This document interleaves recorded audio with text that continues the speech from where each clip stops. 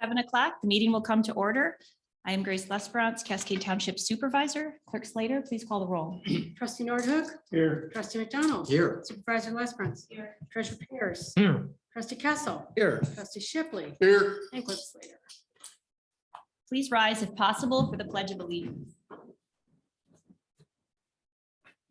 I pledge allegiance to the flag of the United States And to the republic for which it stands, one nation, under God, indivisible, with liberty and justice for all. Is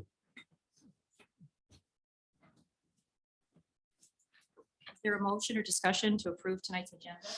So moved. Support. It's a motion by Trustee Kessel, supported by Trustee Shipley to approve the agenda. All in favor? Aye. Opposed? Motion carried. Article 4, we have one presentation this evening. Danielle Bouchard from McKenna is here to give the board an update on where we're at with the strategic plan. Welcome and thanks for coming. Yes, thank you, guys. Nice to see you again. I think that this may have.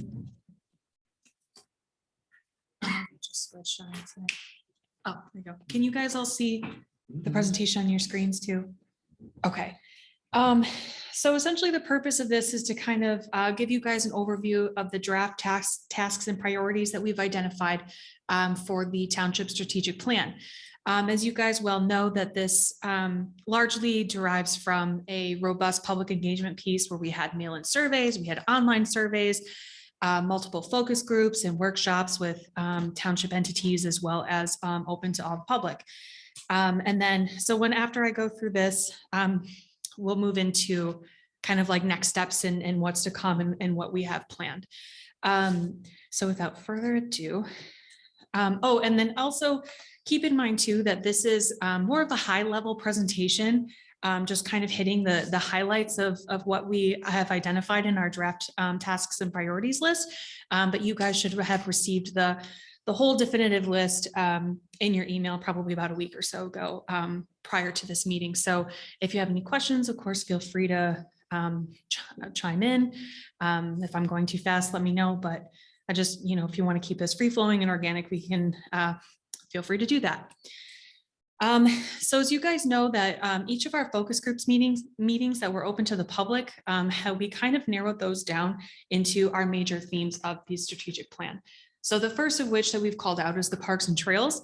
In general, these major priorities from what we heard from the public, as well as the Parks Committee, as well as Planning Commission, DDA, and you folks and all other applicable boards, essentially ensuring that existing parks meet the needs of township and the community that they serve, kind of trying to fill in gaps where maybe park gaps may exist, such as in the southeast portion of the township.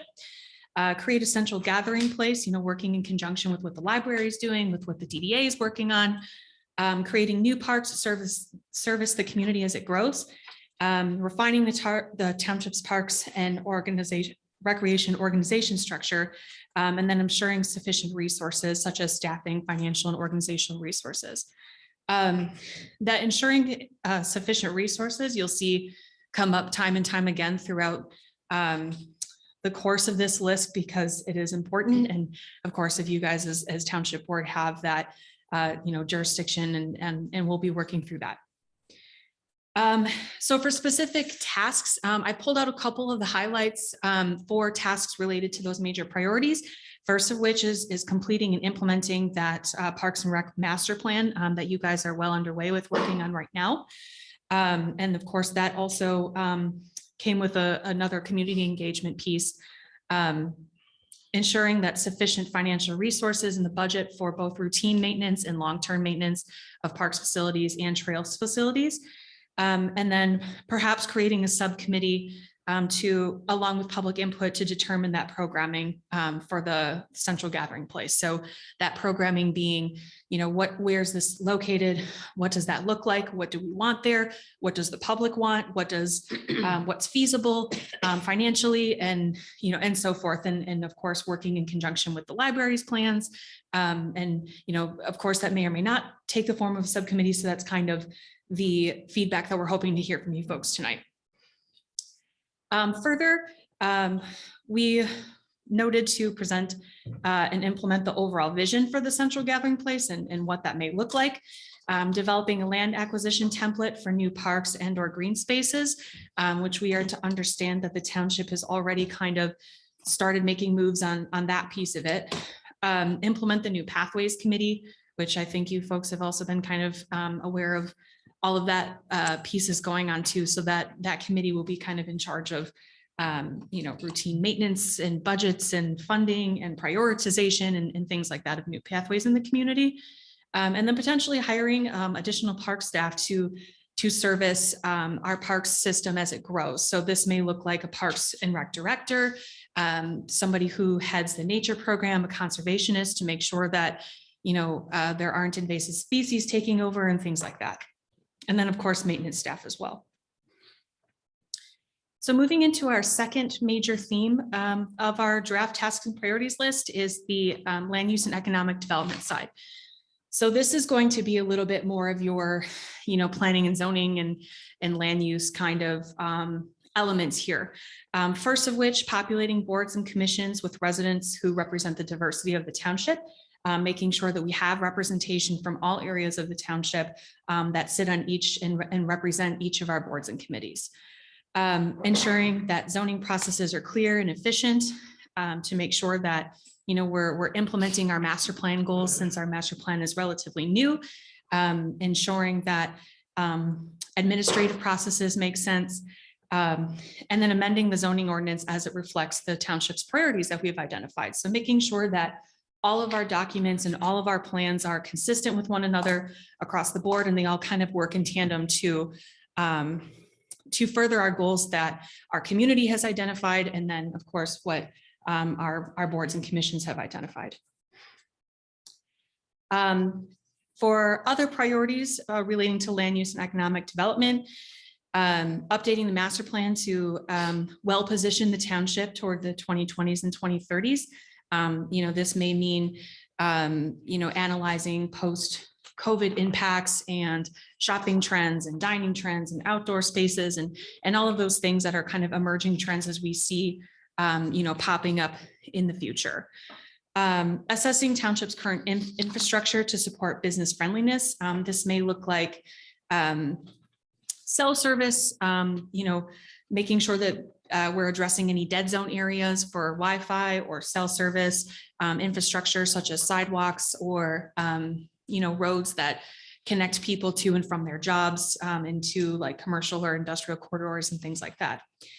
And then also on here is updating the township's brand, which may include logos, the website, social media, marketing, promotional materials, et cetera, to make sure that all of our aspects accurately reflect the direction that the township is moving into or would like to move into.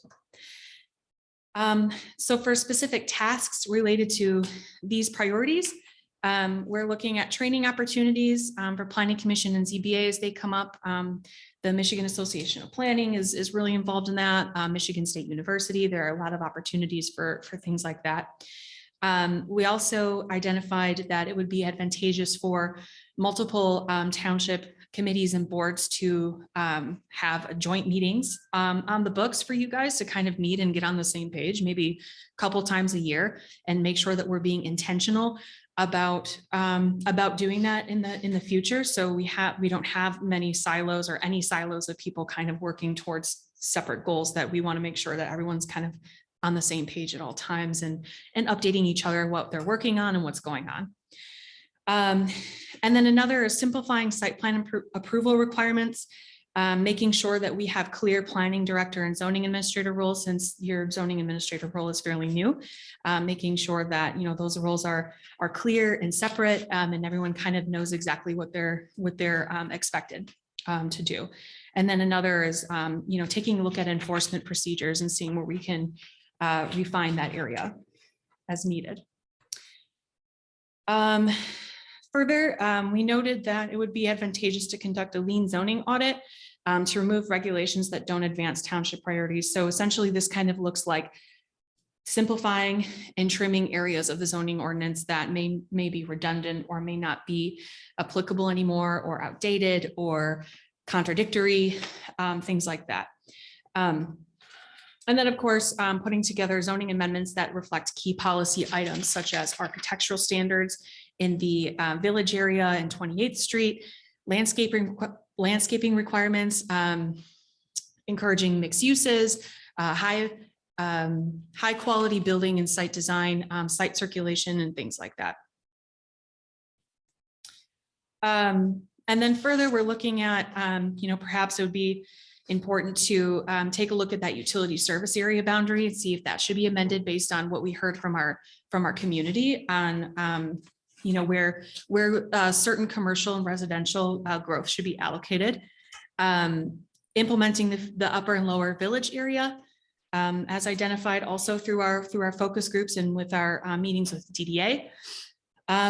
Identifying areas where local small commercial hamlets make sense, like perhaps towards, Ada Bible Church or the Whitneyville area, things like that, to where, we can kind of support local stores or a corner store or something like a small commercial node that makes sense in areas like that. Inventorying opportunities for enhanced cell, broadband, sidewalk, I already went through that. And then, of course, we want to make sure that we're establishing formal and consistent communication with airport representatives. So I think that one is going to be key moving into the future here as well. Thirdly, preservation of the Thornapple River. That one came up as well from our public, is something that is a really high priority for the community. So our priorities here are making sure that our master plan reflects sustainability and environmental aspects, and how we can make sure that action items are up to date and they accurately reflect, the existing conditions and what the future conditions of that river will be. And then, of course, you're seeing you're ensuring sufficient staffing and financial organizational resources here as well. So various steps for river preservation efforts that can be added to the master plan may or may not include developing a river preservation plan, limiting or prohibiting development on flood hazard or wetland areas, strategic land acquisitions for green space or river for parkland along the river, targeting specific areas for water and sewer hookup, and then creating robust zoning ordinance provisions relating to fill and tree removal.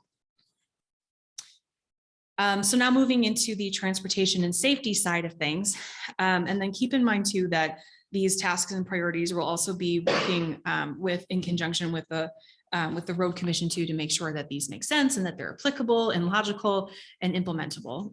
So just so you know too that those conversations are being had. Enhancing road safety and streetscapes in the Cascade Village area in general. We want to make sure that it's well connected, bikeable, safe, walkable for folks. Continuing our partnerships with the Road Commission to prioritize bike facilities, and then addressing safety concerns at key intersections.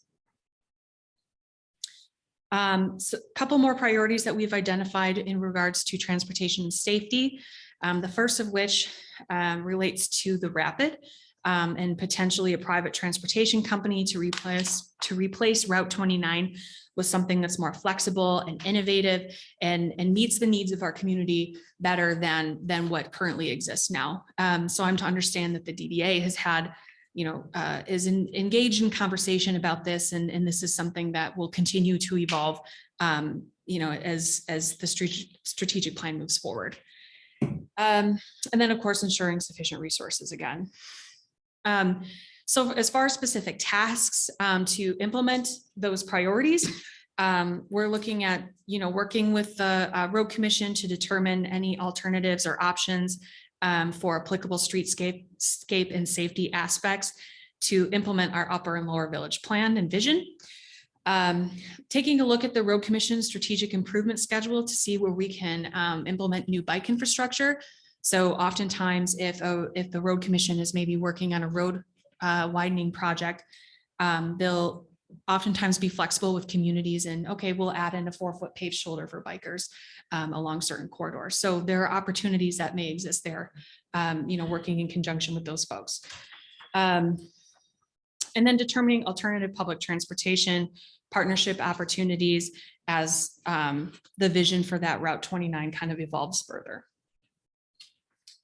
And then addressing safety concerns. This may look like traffic signal timing or traffic calming, or I don't know, implementing other things that may be suitable and in conjunction with the road commission's ideas and what's applicable for them at these key intersections that we've identified through our focus groups, as well as this list also includes high accident intersections that I've identified through the state of Michigan website. So MDOT has this like big database basically where it shows you a big map where all the hot spots in the state are for traffic accidents. So this list is kind of a hybrid of both of those things. So now moving toward village character and development. Our highest priorities here are populating our boards and commissions to make sure that they represent the township's diversity. As noted, again, this is something that you're going to see kind of pop up again and again through the strategic plan, because we really want to emphasize that, you know, our boards and committees are well represented of the community who lives here. Not that it's not now, but, you know, moving into the future too, that we want to make sure that we're being intentional about that. The next big piece of this is establishing the official boundary for the upper and lower village district to be utilized in the master plan, zoning ordinance, DDA plans or strategic plans, as well as any other relevant township processes and procedures. So establishing what that village boundary looks like will help us to kind of implement that vision and work with all of our other groups to make sure that we're putting together a actionable visionary plan or sub-area plan. The next would be updating the Cascade Township DDA TIF plan or strategic plan to establish our short, mid, and long-term projects and programs for the DDA to implement. So not only will this be compliant with Act 57 of 2018, so to make that state compliant, but it'll also identify exactly what specific projects the DDA will want to work on for the next 20 to 30 years. And then of course, implementing the upper and lower village sub-area plans and the 28th Street corridor plan. So, you know, working with engineering folks or landscape architects or something of the like to establish our upper and lower village sub-areas, what those boundaries look like, and then kind of develop a vision for those along with community input on what the community would like to see and how those would look, developing some renderings or, you know, implementation plans and things like that. We want to emphasize establishing our public-private partnerships so we can get projects funded and get things done.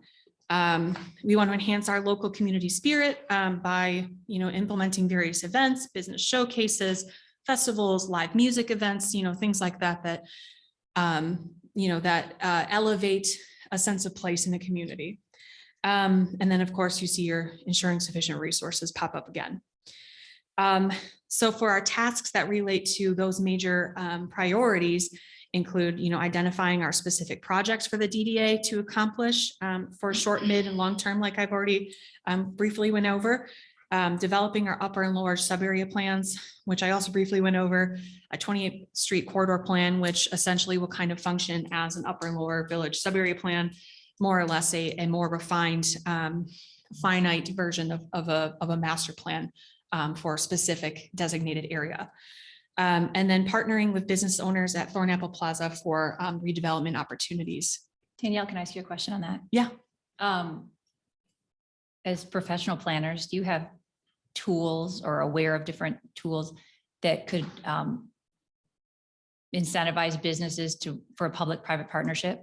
I know we've been told like, well, that's owned by 4 different businesses. We can't, or 4 different entities. There's nothing we can do, but have you seen it? And I mean, the township can't do it without private cooperation and private funds. But we don't have the skill set.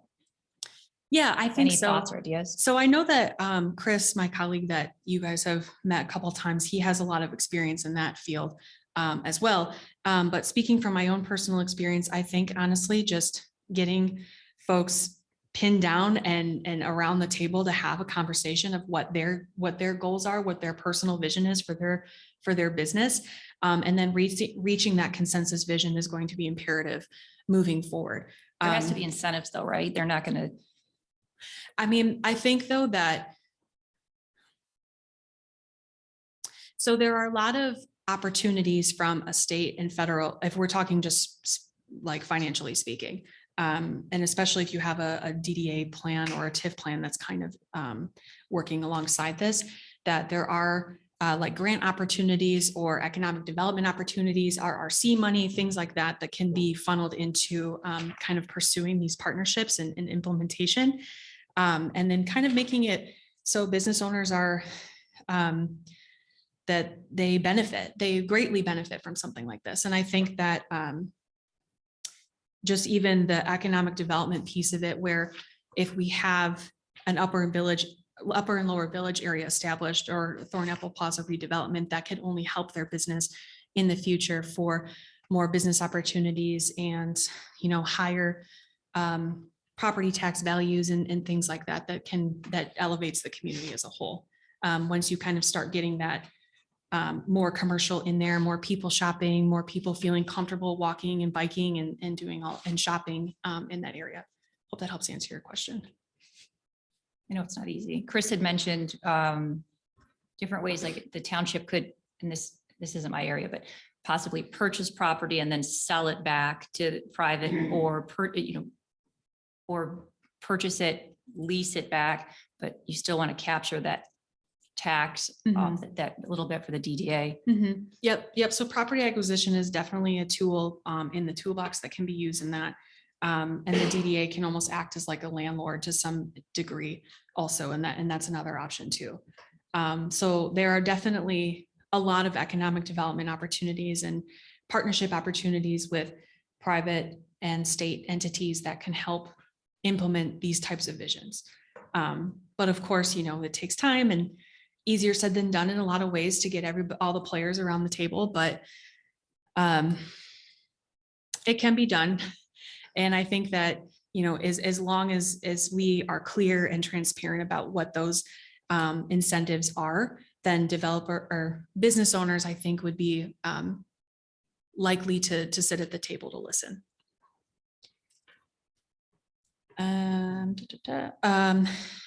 Other tasks, developing a road diet or pedestrian bike safety plan for Cascade Road.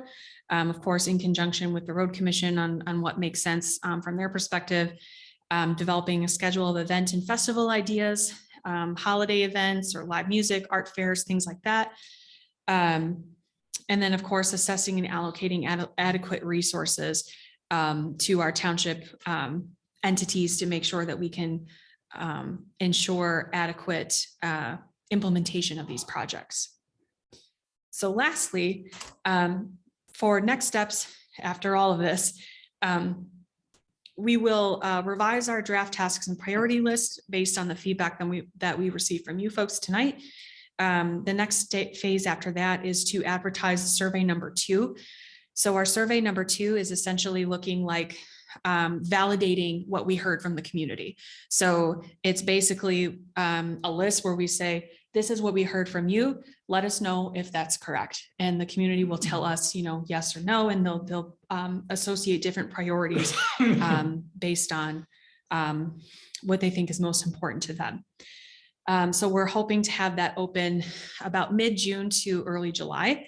And then from that point, we'll work on formatting our actual plan with images and graphics and maps. So the document that you guys received is not in any way a completed draft of that or what it'll end up looking like. So we kind of envision this to sort of look like a multi-pronged kind of document where it has your priorities listed out by priorities and tasks, and then by board, and then by time frame. So you can kind of easily flip to any page that you want to kind of figure out, okay, well, I'm on township board. What's most important to me? Flip to this page, and then you'll be able to see that. And then it'll also include an appendix that will have a full public engagement summary report based on everything we've heard and have been doing over the last almost year, working with the community. And then some maps along there too, to where you can see, where the community told us that they would like to see parks and trails prioritized, or land use, residential expansions and things like that. So there'll be a spatial relationship with data that we've received.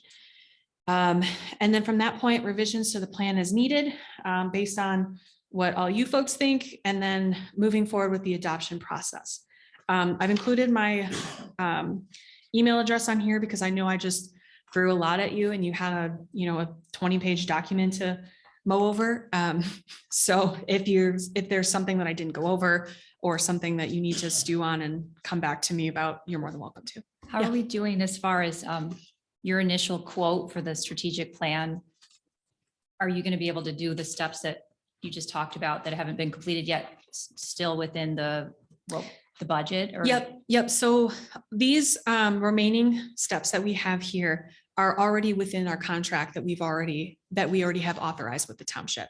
So this is nothing additional that hasn't already been signed off on or agreed on or as part of our interview process or anything like that. So there should be no financial surprises coming forward with these next steps. Good. What's a road diet? Pardon me? Road diet. Oh, road diet. So that essentially is when you take a road segment and narrow it down, where it is, if that means physically narrowing it down, like restriping it to, let's say, it's a 4-lane road and you turn it into a 2-lane road and have bike lanes on either side or something like that, which is a very aggressive approach, but it also can look like the perception of a narrower street that makes people feel more comfortable walking and biking. So street trees and crosswalks and perception that makes a motorist feel like they don't feel comfortable driving 50 miles an hour down it. Thank you. I'd like to follow up on Grace's comment. I think you were referring to the area where the Foley warehouse is. Oh, and all yeah. the multiple owners. The problem, I think, there is that you've got multiple owners and mostly tenants. I think they're business owners, but they don't necessarily have a say in what they want done. That is the problem that we have in that area. And that's a focal point of the township, I think, because we have 5, 6 owners of that parcel of land. And we have never been able to get them all together to provide any kind of incentives. When they started to do the renovation there with Starbucks, the architect that did that work said he had presented the concept to the owners of the project and said he'd like to continue that through the development, and it would have updated it and made it look more modern. But I think that's a challenge. So I agree, if there's any expertise you have in getting those people together, that would be very beneficial. Yeah, absolutely. And I think that may have to take a creative engagement approach Yeah. to make sure that we're reaching the right people and at a time that works for them. And maybe that even looks like cold calling, more or less, to plan something out or to do like stakeholder interviews, we call them sometimes, where we have a specific set of questions that we ask folks. Because I'm assuming that there may be owners who live out of state or something like that, that they're not here looking at their business every I day. think they're all out of state. Yeah. They're- And it has to be voluntary Mhm. by the private businesses and not put out businesses Yeah, while definitely. it's happening. So it's tricky, right? Mhm. Worth a shot if you can come up with the tools, I'm sure we had some. the carrots. Yeah. So would you like feedback by email? I mean, after, Unless if anyone has anything that they specifically would really like to air out now, I'm more than happy to do that. If there's a big red flag that you guys are like, no, you missed the mark on that, or we're missing something important that you were hoping was should be included, something to that effect. Otherwise, I'm happy to give you guys time to mull all of this information over and reach out separately as well. It's a lot. Questions, comments? Happy you're not coming back to ask for more money about all with more work. Yeah, sorry about the world's most boring presentation. There was a lot of words I had to fit in there. Oh, it's good. It's Not detailed. boring. It's so detailed. It's professional. It's very detailed. There's a lot in there, but we're excited to get moving, and it's been really exciting to see this kind of all start to come together. And we got exceptional turnout from the community that I've seen in most communities that I've worked with too. So that's been also really exciting to see too, that people are also excited about what we're doing. It's nice that we can collect to get the basis. So to move forward on anything, you got to have the community support, and it has to be their priority. So that's important, even though it's kind of been a slow process, necessarily slow. Yeah. I would say. Definitely. Well, thank you very much. Oh, sorry. Last question. Daniel, when do you expect that survey number 2 to be available? I believe we talked about June 14th. That date rings a bell in my head because I think that there's a summer newsletter going out. Correct me if I'm wrong. That same week. Okay. So we're looking at early to mid-June and then through the 4th of July holiday. Yep. We know where to find you. Thank you so Yes. much. Yes. Feel free to reach out anytime. We're excited and happy to keep working with you guys. Thank you. Thank you.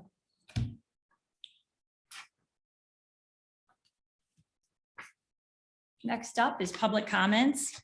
And this first section of public comments is the time to comment on anything on tonight's agenda. Tonight's agenda includes only 3 items. One is the strategic plan that we just heard about in detail from Ms. Bouchard. Second is an update from our special counsel on where we're at as far as the airport paying for PFAS remediation in the Berger Goodwood neighborhood. And then finally, an update on the forensic audit that we commissioned back in the fall. That we'll hear from our legal counsel and also the accounting firm, Plant Moran. The 3 issues there were the handling of money regarding employee appreciation gifts and other purchases with one specific business, or handling of COVID relief funds, and then also actual cost of renovating the township hall. So with regard to this airport and PFAS update, we'll likely need to go into closed session in the middle of the meeting. And this requires pausing the meeting and the board leaves for a bit before we come back in and restart the public discussion. So sorry about that inconvenience, but we don't have all of the attorney here for the other issue. So we have to stick with that schedule for right now. So then at the end, there will be another session of public comment, and that's the time where you can comment on anything on the agenda or not. So if you're able, please come to the podium, state your name and address for the record, and try to limit your comments to 3 minutes. Thank you. Welcome, Ms. Poplava. Hello, glad to be here. Thank you. I'm Jennifer Poplava, 2180 Spalding, and I'm the chair of the Cascade Downtown Development Authority, which is called the DDA. I want to thank the folks at McKenna. I think they're doing a great job, and they gave a presentation to the DDA last Tuesday and have already incorporated a number of the suggestions and comments that we made into this revised draft. So thank you very much for that quick work. I have just a couple very brief comments, and some of them are nits, so I apologize, but I just want to make sure that we're all on the same page. Under land use and economic development priority 8, I want to be sure that as the plan is fleshed out, there's an understanding about whether the DDA's branding will also be something that's folded into the rebrand of the township, because the DDA had its own rebranding and website reboot a couple of years ago. And it wasn't clear to me whether or not that would then become part of that process. So whether or not making that decision should be part of the strategic plan if it's not decided at the beginning of the process. Then under transportation and safety, my question is whether we will be updating the complete streets plan or whether the work that's contemplated in that section of the strategic plan will be parallel to that. I didn't see it called out. I might have missed it. And if I did, I apologize, but I would personally be in favor of updating that complete streets plan because that's a good way to get buy-in from the road commission and be sure that we're raising consensus about some of those control issues. The last issue under priority 3 of village character, I'm wondering if there's an extra and in the line item for priority 3, where it says update Cascade DDA and TIF plan and strategic plan. I'm not sure I'm not sure that I understand what's meant by update the Cascade DDA. I think that what it's intended to say is to update the TIF plan and do a strategic plan for the DDA. But if the intent is to somehow update the DDA by changing the boundaries, that's something I feel like we need, or we just get rid of the and then I have no problem at all. I'm probably over parsing it, but that's why they pay me the big bucks, right? It's helpful. And the only other comment that I have is I would love, and I raised this during our DDA meeting, I would love to see before the plan is finalized, and it can certainly be after the public comment is collected. I would love to see a meeting between all the township boards, commissions, and committees so that we can all make sure that we're aligned, because sometimes, you know, we're all rowing in the same direction and we don't know it, and sometimes we're not. And I think that the most efficient way to flush that out is to get us all in the same room to do that. And the supervisor and our board discussed at the last meeting that we should be doing that on a regular basis anyway, but I think for purposes of this plan, I would very much like to see that happen before this is rolled out. Thanks very much. Perfect. Thank you. Great points. And Ms. Bouchard, since the DDA and the Planning Commission weren't given a separate, do you have any comments on that? Or updates, clarifications? Yeah, so the village priority 3, the typo in there. So essentially the development plan and the TIF plan are 2 separate things that often included in the same document. So it's not necessarily like looking at it. I'm sorry, Danielle, could you come up? There's the people on Zoom can't hear if you're in the Sorry. audience, so thank you. So with regard to the typo in village priority 3, oftentimes the development plan and the TIF plan, they're 2 separate plans, but within the same document that gets submitted to the state. So that's essentially why it was written in that way, but I understand the clarity or the confusion there, so I will make sure that that's clear. But at this time, we don't see a need to, you know, reevaluate your boundaries or anything like that unless that comes up during the process. Thank you. Yeah.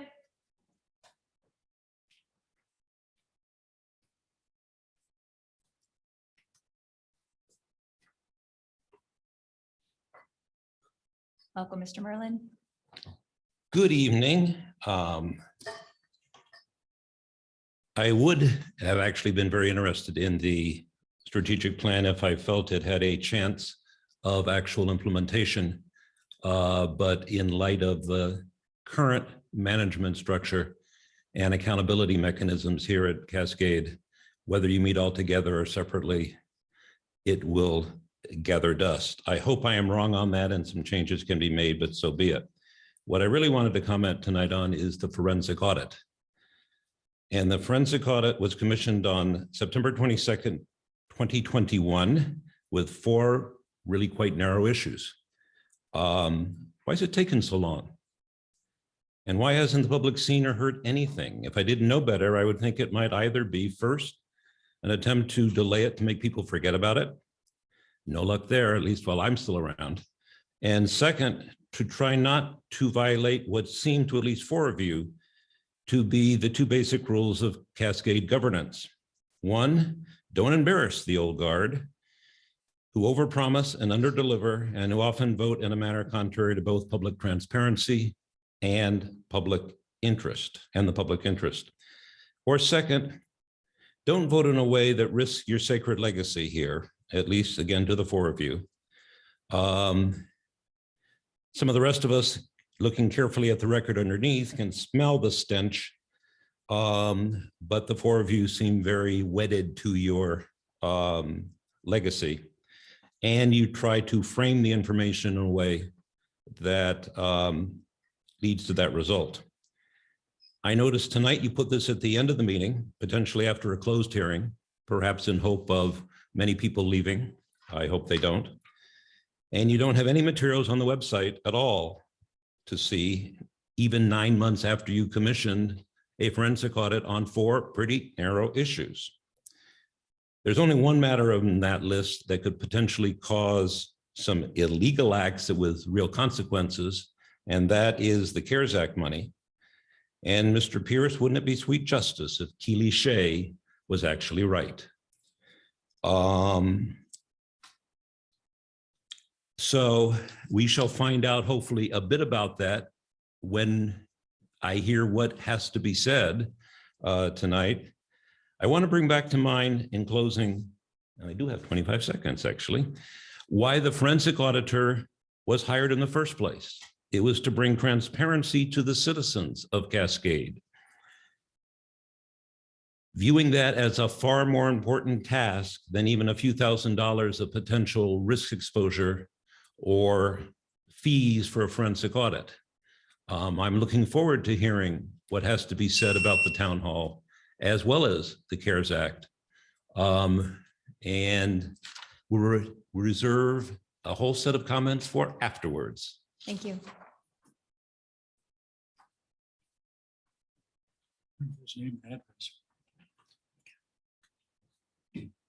Mr. Rizzi. Scott Rissy, 7238 Cascade Road.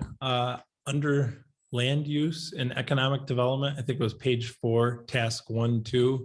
It talks about the geographic area of to try and target for potential people on committees. It says east of Buttrick. I think it should also say south of 96, because there's a large area where we don't, I think, always have the best representation. I think that might have been what was intended, rather than east of Buttrick, because there aren't very many people east of Buttrick. Thank you. Thank you.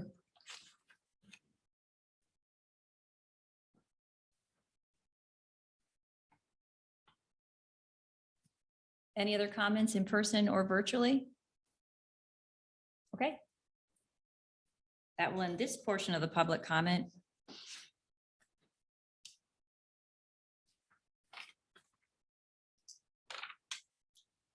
Approval of the consent agenda, Article 6. Make a motion to approve the consent agenda as presented. Support. It's a motion by trustee Shipley, supported by trustee McDonald to approve the consent agenda. All in favor? Aye. Opposed? Motion carried. Article 7, financial actions. Is there a discussion or a motion to approve the financial actions? I make a motion to approve the financial actions as posted for tonight. Support. It's a motion by trustee Shipley, supported by trustee Kessel to approve tonight's financial actions. All in favor? Aye. Opposed? Motion carried. We have no unfinished business tonight, although arguably the forensic audit could and should have probably been placed in unfinished business. Article 9, because we're still waiting on our township council who's going to participate in the audit discussion, would be item 033-2022, update from our special counsel, Mr. Doug Van Essen, regarding Gerald R. Ford Airport's payments or obligations to cover the remaining PFAS remediation costs. Mr. Van Essen has recommended that the board go into closed session at the very beginning, and then we can come out and talk about anything that's legally permissible on this issue following a closed session. So sorry to cut it off right in the middle, and I hope that you will all stick around for the second part. Is there a motion to go into closed session pursuant to MCL 15.268H, which allows public bodies to enter a closed session to discuss certain materials exempt by statute? I make a motion to go into closed session in order to discuss strictly the PFAS issue. Support. It's a motion by trustee Shipley, supported by trustee McDonald to enter closed session. Clerk Slater, please call the roll. Trustee Shipley, Yes. trustee Kessel, Yes. treasurer Pierce, Yes. trustee McDonald. Yes. Trustee Nordhook, Yes. clerk Slater, yes, supervisor Lesbrunz. Yes, motion carried. We are now in closed session. We hope you can wait until we resume. Thank you.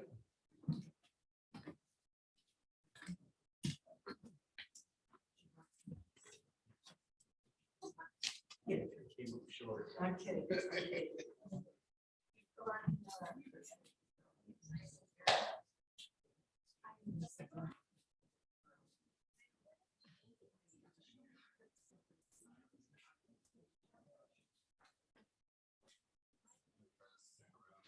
I don't know. I have no idea.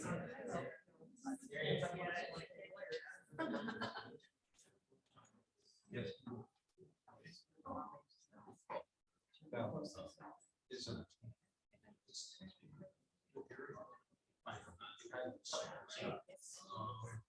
I'm also the chair.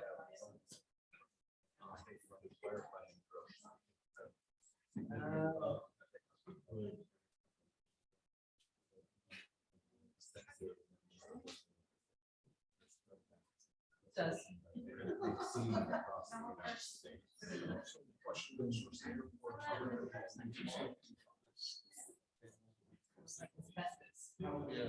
And then some.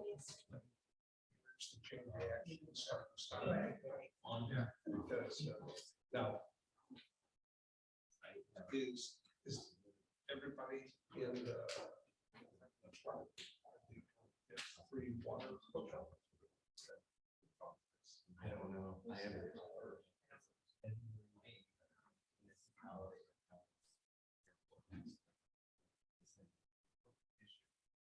I think the issue on the table is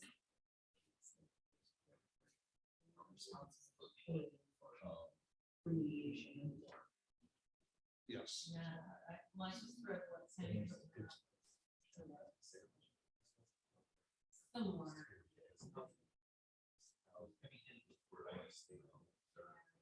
That was, but she was informed. There's some aspect. Was that because it's important? I'm not sure.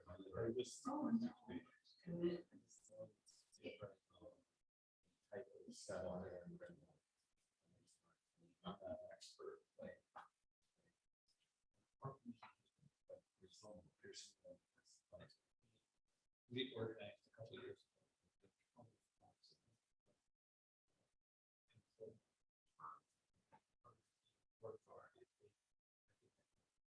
Makes sense. It changed it. Yeah. So that's what a whole bunch of guys that were hired for that. Who's that? Well, I think it was. Sorry. No, that was my call. It's a very dry. Is it the federal? Section? It's just my mom was. I don't know. I don't know. That's my assumption, but assuming. They have. I know from dealing with the airport.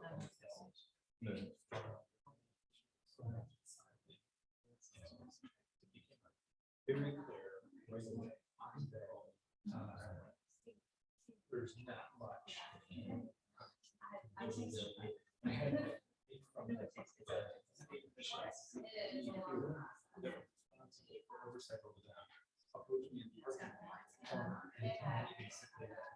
You know, you can keep the pressure on, but there's so many BS and stuff that are pressuring. It doesn't matter what happens, they can have oil spill over there, there's nothing you're going to do. You basically said that it was a loss. Yeah. I, at first, I sitting out here after one of the meetings, one of the local TV stations that I was walking into a meeting, and I got stopped in between two cars, for camera came, he apologized because they were able to honestly report our position in the story. So I mean, when you get that kind of feedback when you're working on something, it clearly shows that there's definitely some large pressures on the other side. Working against you.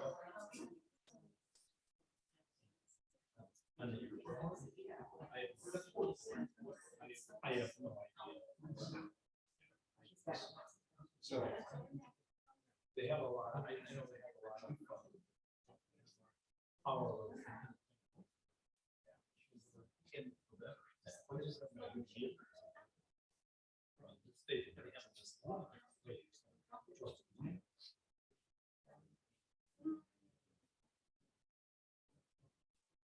My son's going up here. Also. Forced down. Okay. Right behind the park. Right. Didn't realize it was musicians. Sure. But they're walking distance to walk, so there's that. It's true. They probably got that little path right through. Are they, is that what? Yes. Is the path There are in the about park? 3 or Yes. 4 homes Okay. down from walking in. Yeah. They're really, it is. They bought a house a year ago. Been living with us. Oh, my. Because they remodeled. Okay. This is one owner home, 60 years old. Nothing had been done in 60 Oh, years. yeah. So they knocked it out. Got a couple. Yeah, so, mom and dad was trying to help them move out this weekend. That's nice. That's nice. Time to go. Yeah. Love my kids.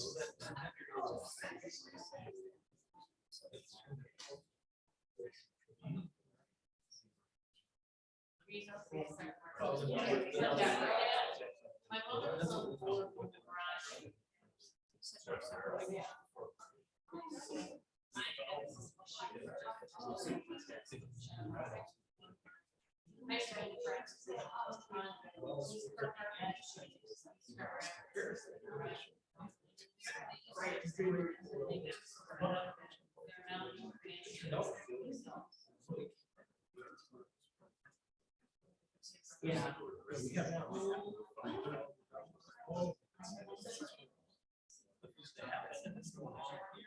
It's a lot of.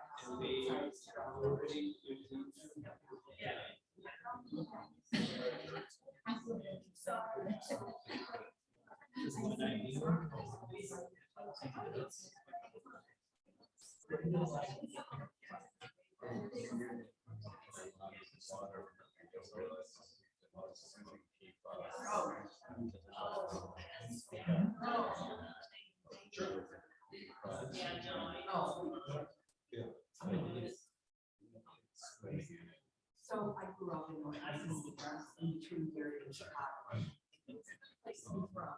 But the levels of pollution are so high. Like this. I'm already, you know, all the questions are already there. Somewhere. It's just like, Yeah. that lawsuit.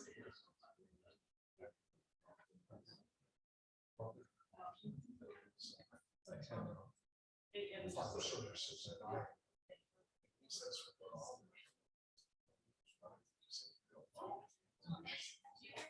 Yeah. Exactly.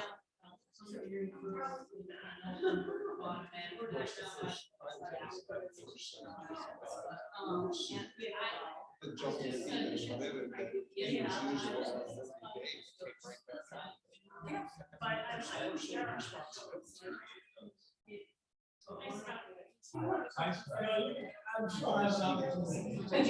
I do go up to my house. Firms has been involved in something that north. So, can you say where that stands? No, there are a number of different things.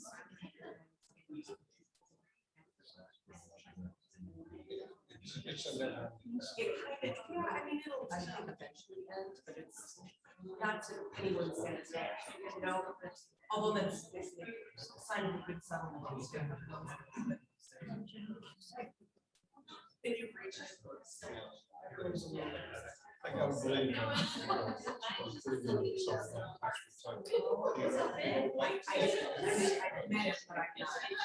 Like You would not know who I was. Like I, we were not really good friends, but we knew each other, and then trials. But yeah, no one's like Okay. Seriously, the amount of stress. because there's a situation. Yes, right.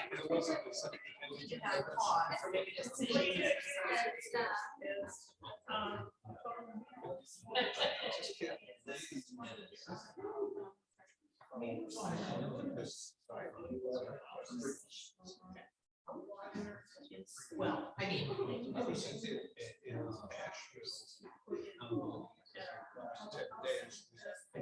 Road trip.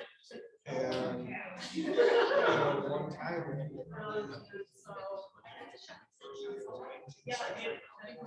mean, the government just allowed all these factories to dump all over the Right. place. At night, like you go out with the water, before like fun and all that.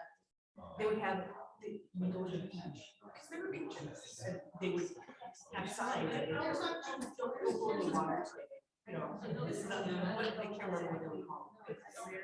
This is, yeah, water. Don't go water action. Something, yeah. Something like that. Oh, man. I seriously, this is why I didn't have allergies until I was here though, because I was breathing in the chemicals. So where? So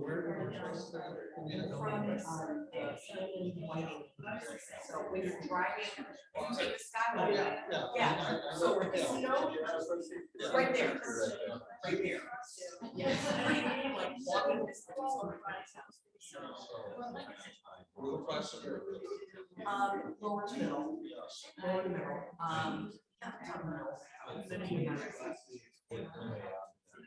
Not a ton. Not a ton. I am, I mean, and I, a lot of them did get out when Chicago was very few that killed, I would say 85% killed off completely. Some people went, Chicago, different big city, but there's a very large. I was trying to be polite. Yeah, no. When I said other plans. No, so it's that the whole area became what it was, because immigrants came from. And so they were, you know, it was all the skill mills and then primary. And they're sort of the whole area is just surrounded by essentially industrial. And, you know, when there's some. That is one area, taking the skyway, I like it because but down there, but I don't want car problems in that area. Amen, and that's, yeah, it's funny because I haven't pulled up what I did, I can count on one hand. But I.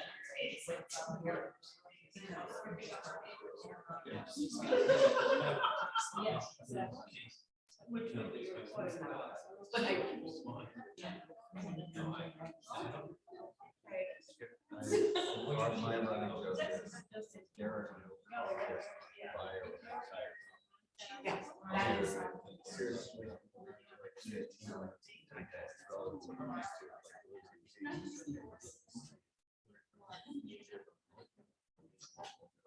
Oh, yeah. I don't know, living in Chicago. Living in Chicago.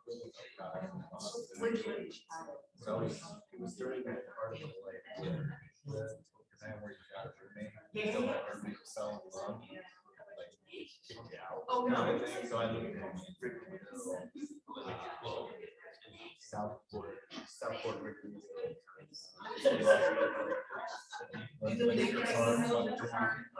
Yeah.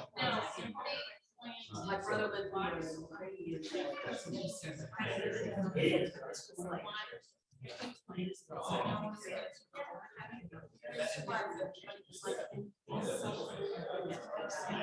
Essentially, like, I don't even know where it was. Entire story.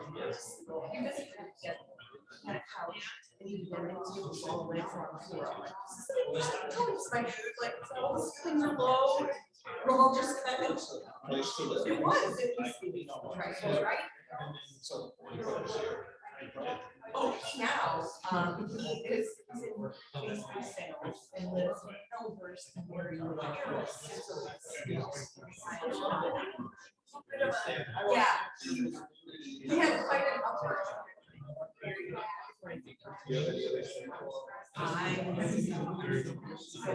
He's in Elmhurst. I have a sister in Munster, so sister in Shearville. Yeah, it's in the back. And then I have a brother is getting ready to retire. At Fort Bragg.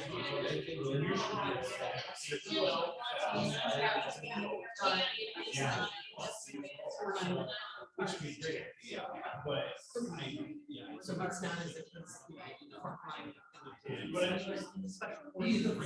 your ward. Back in the day.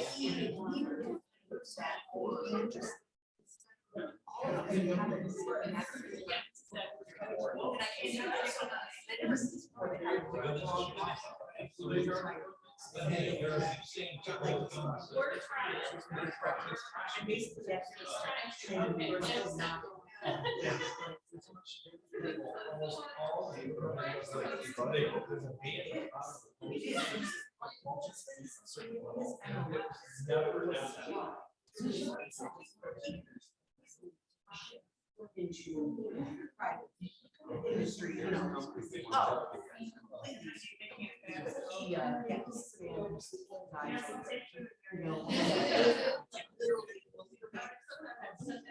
Sitting there, like they signs open, talk to them, talk back. I know. We've been blessed that he hasn't really shared the great, tells the funny stories, but not the world. Told one story was here. Jumped right out of it.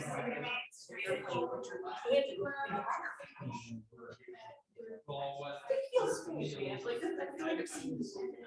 Every time I it's about deep and injured and stuff.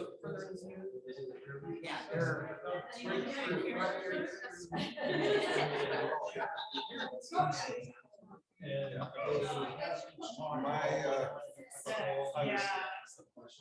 Draft number for Vietnam. My number was 252. I was fine with that.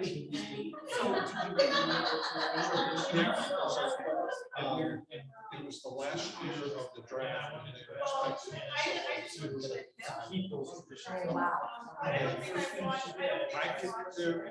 My birthday's in the summer, so senior year in high school, there was only like half a dozen guys that. Oh, Because, you know, as soon as you was up there,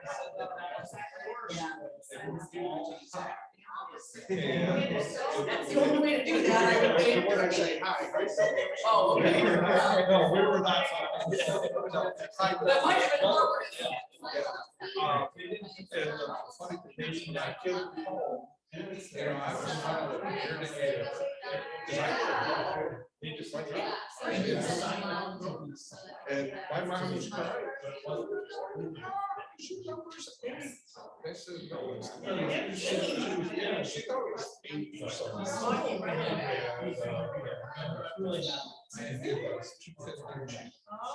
That was. The thing is, I probably only saw her.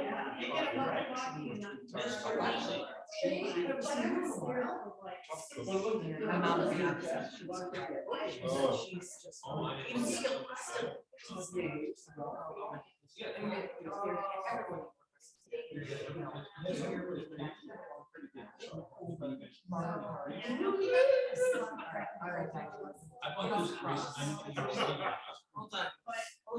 And then she moved down. She saw me. My wife's It was fun. And then I always said, not to be.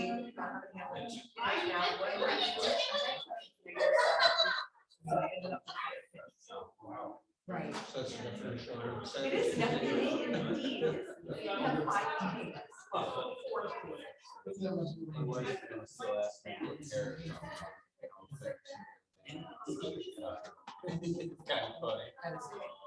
So, so how many girls do you have? Three. You know, I had two boys, and, you know, I hear repeatedly, raising boys are so much. I will tell you this, so the boys are the oldest two, and the oldest boy was a challenge, and he was first. None of the schools, definitely the rest of the events. And it was just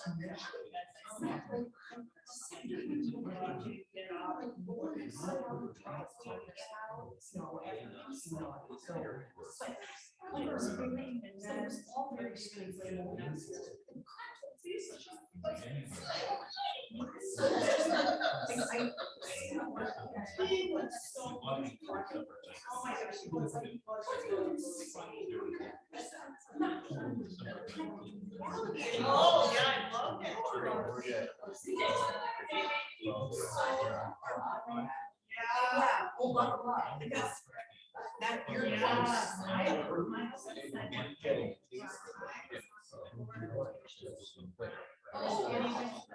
You just kind of have to get your. All right. That's personal. That's all. So fun. Yeah. Eventually, you will get your friend. Yes, I saw. Until, until the pandemic, my boys and I would always take one weekend. We typically would visit. You know, just what I wanted a tradition, you know, just go leave on Friday, come back on Sunday. You know, and the best moment I had, you know,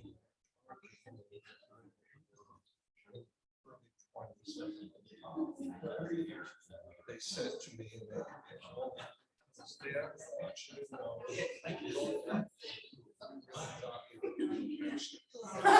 You did something right. And then they went on to say, we thank you for sticking to your principles.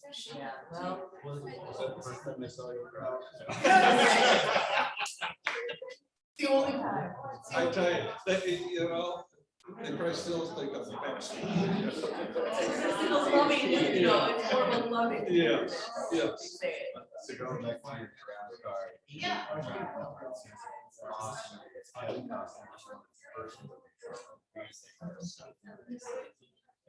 But it's like coming sort of the same as a bunch of guys graduate college that got their what they decided to go either service all the way to journey that they basically were buried in the desert. Like just everything that transpired.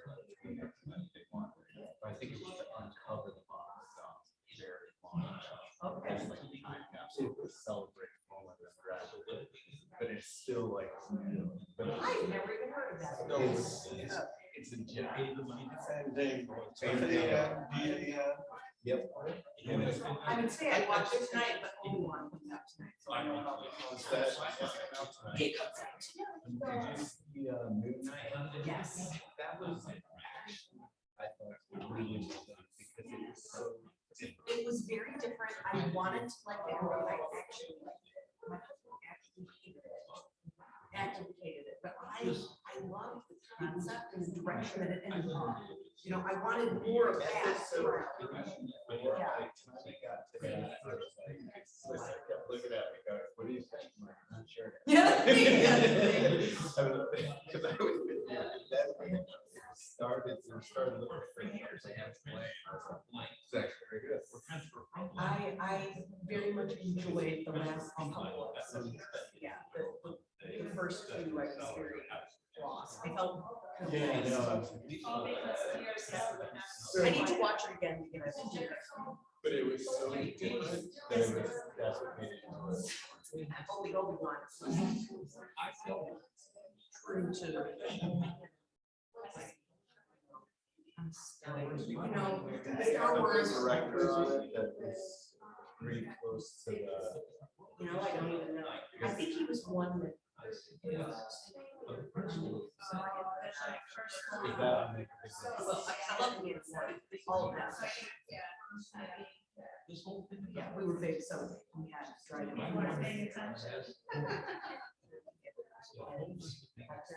Heck us all in the station wagon. This was their only. Did they have This to was do the only this? outlet.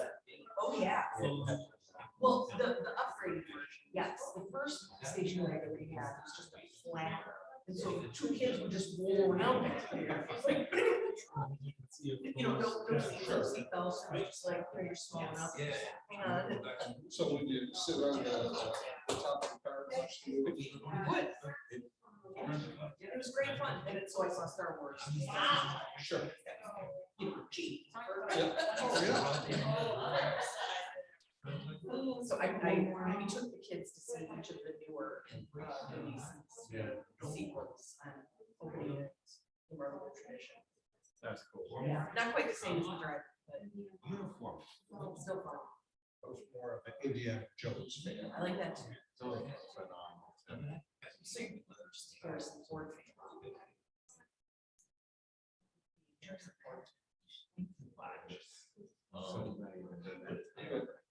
One of my favorite movies, I'm not a big Arnold Schwarzenegger fan, but True Lies. That was good. And I got the story based on.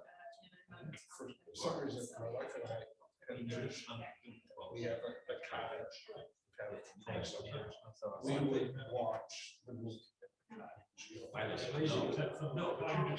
Well, our boys were playing the neighborhoods. Right. A group of kids, they would be playing. While we were watching the movie, the boys came in. And it was white, jury, JV. Yeah. Oh! And, you know, they sat down. Right. And, you know, we didn't stop anything, we just kept going. And then one of my boys threw $1. This thing.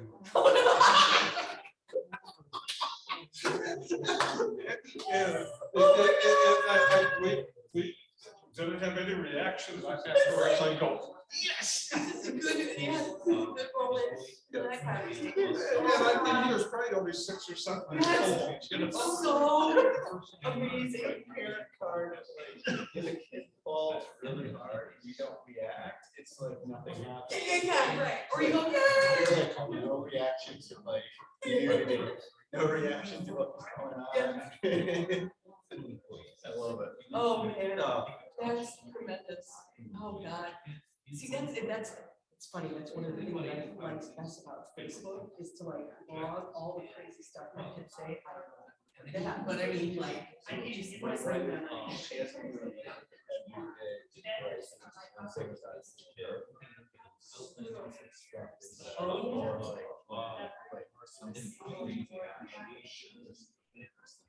That is my favorite thing about Facebook, is that it pops up in memories. And you're like, what? No, straight, that's awesome. Yeah.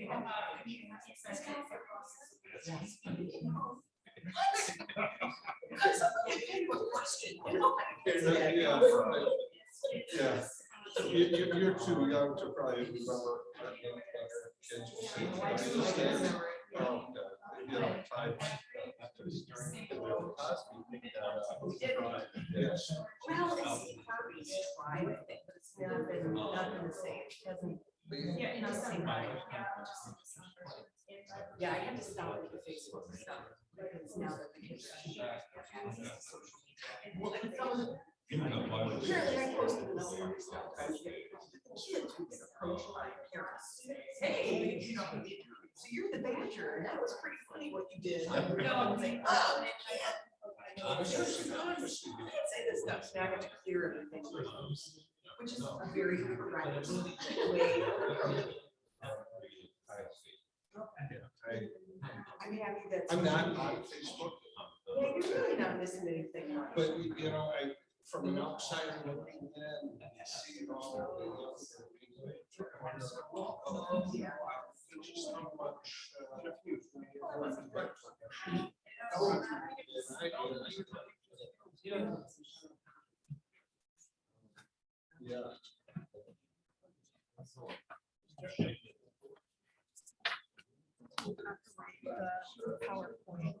So I'll be operating.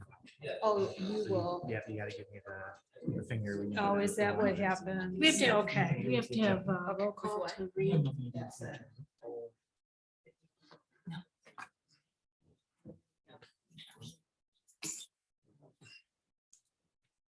Grace. Yeah, I'm sorry. Just have roll call to resume plenary session.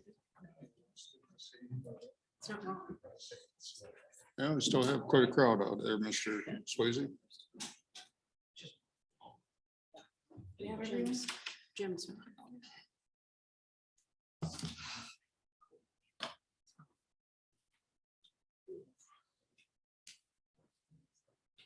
It's warm at the township. hall. They have a heat on.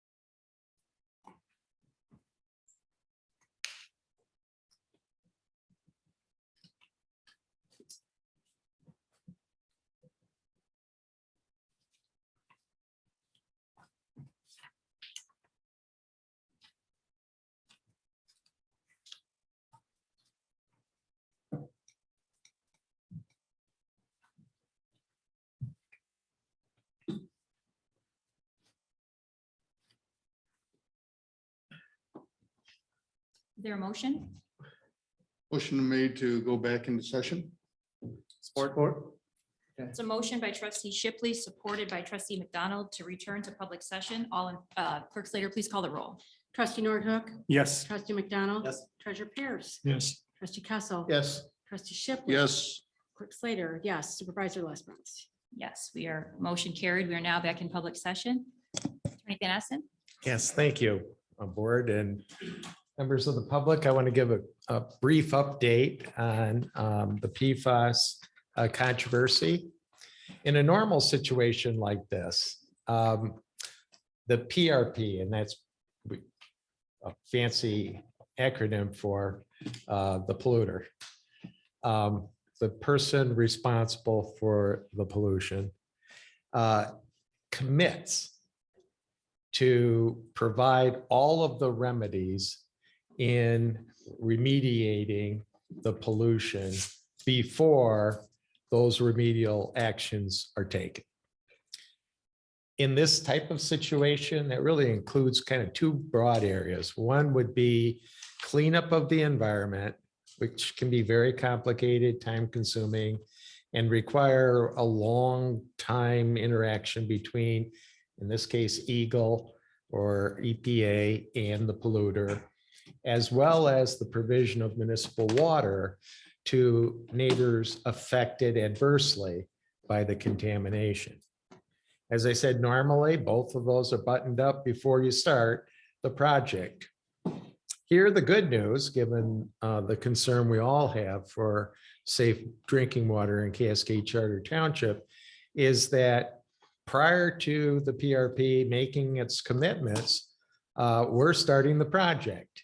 And that's due in part to the state grants that have been given to kickstart that part of the component of the remediation.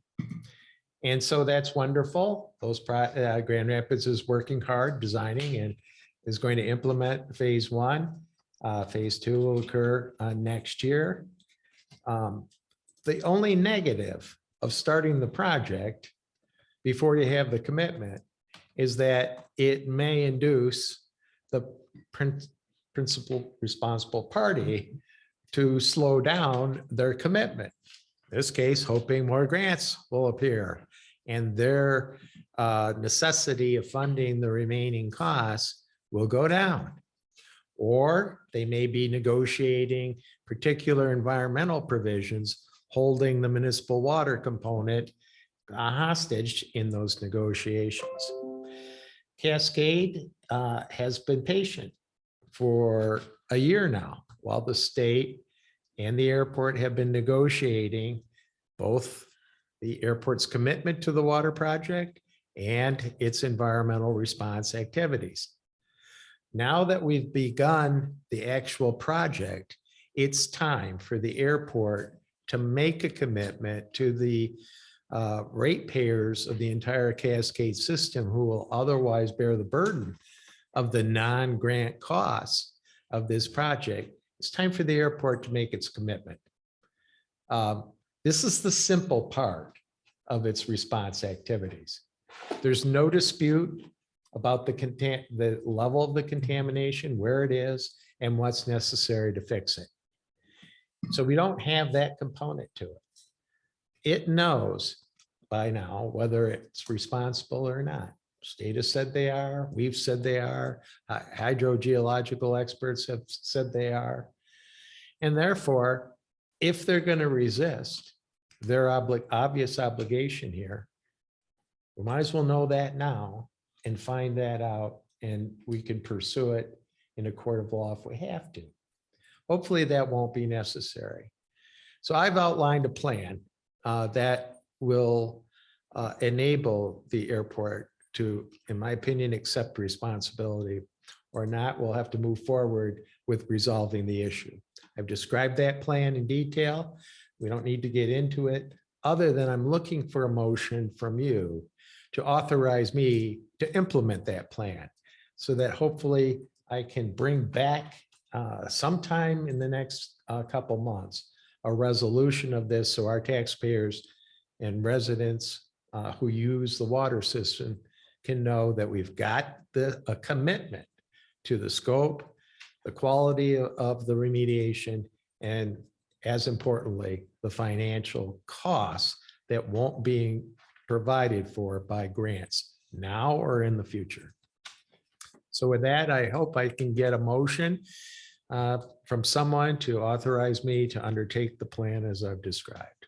Mr. Supervisor, I make the motion that we direct council to undertake the plan as outlined and to keep this board informed for the benefits of the residents. Support.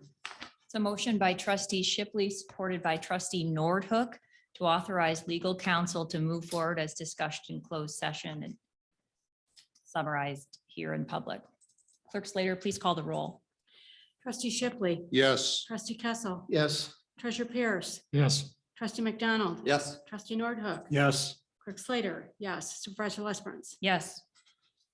Motion carried. Thank you very much, Attorney Van Essen.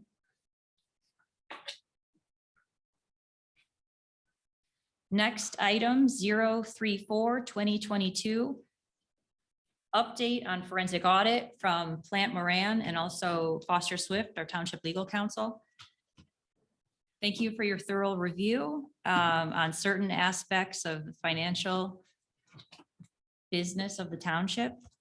And although it appears that there's no money missing, which is the good news, there does seem to be a need for more internal controls, oversight and policy specifically. The report the report talks about recommendations in these areas, which we hopefully will be evaluating. With that, I don't know how you want to divide it up, but we're excited to hear you. Well, let me just start, if you don't mind. So I want to, Mike Homer, Foster Swift, I want to make sure the board, I'm sure recalls, the Board of Trustees instructed our firm some time ago, about 8 months ago, to engage Plant Moran to complete a forensic audit of various issues involving financial transactions of the township. Specifically, the board asked the auditor to review transaction and records related to the following topics to determine losses: whether expenditures were properly authorized by the township board, what money was expended per that authority. payments to select vendors, expenses incurred for remodeling of the administration building, CARES Act funding issues, uses, and accounts payable process. So the board approved us hiring Plant Moran to complete the audit. Plant Moran has finished that audit and produced a draft report, and they are here this evening to explain that, and then we can answer questions at the end of that. Okay.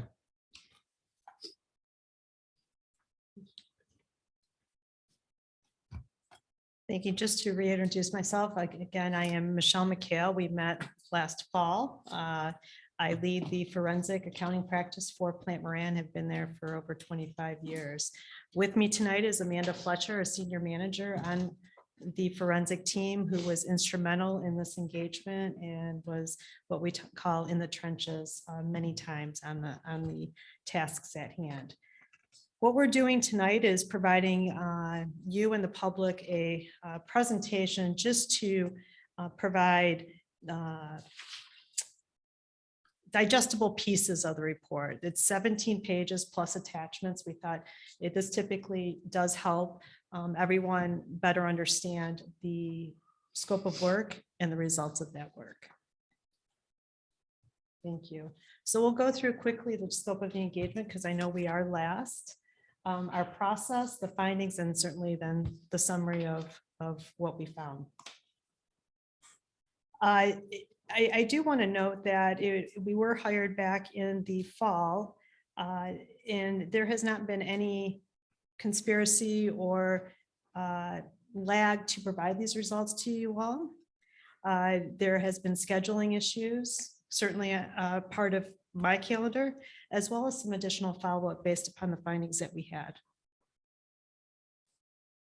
So as the attorney mentioned, those were our areas of focus: payments to select vendors, expenditures for the remodeling of the administration building, CARES Act, funding uses, and then certainly, and very importantly, the accounts payable process and internal control recommendations related to that process that we will share with you tonight.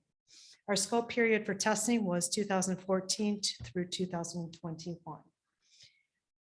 There were specific questions that we gleaned as needing to be addressed, and those were there payments to questionable vendors?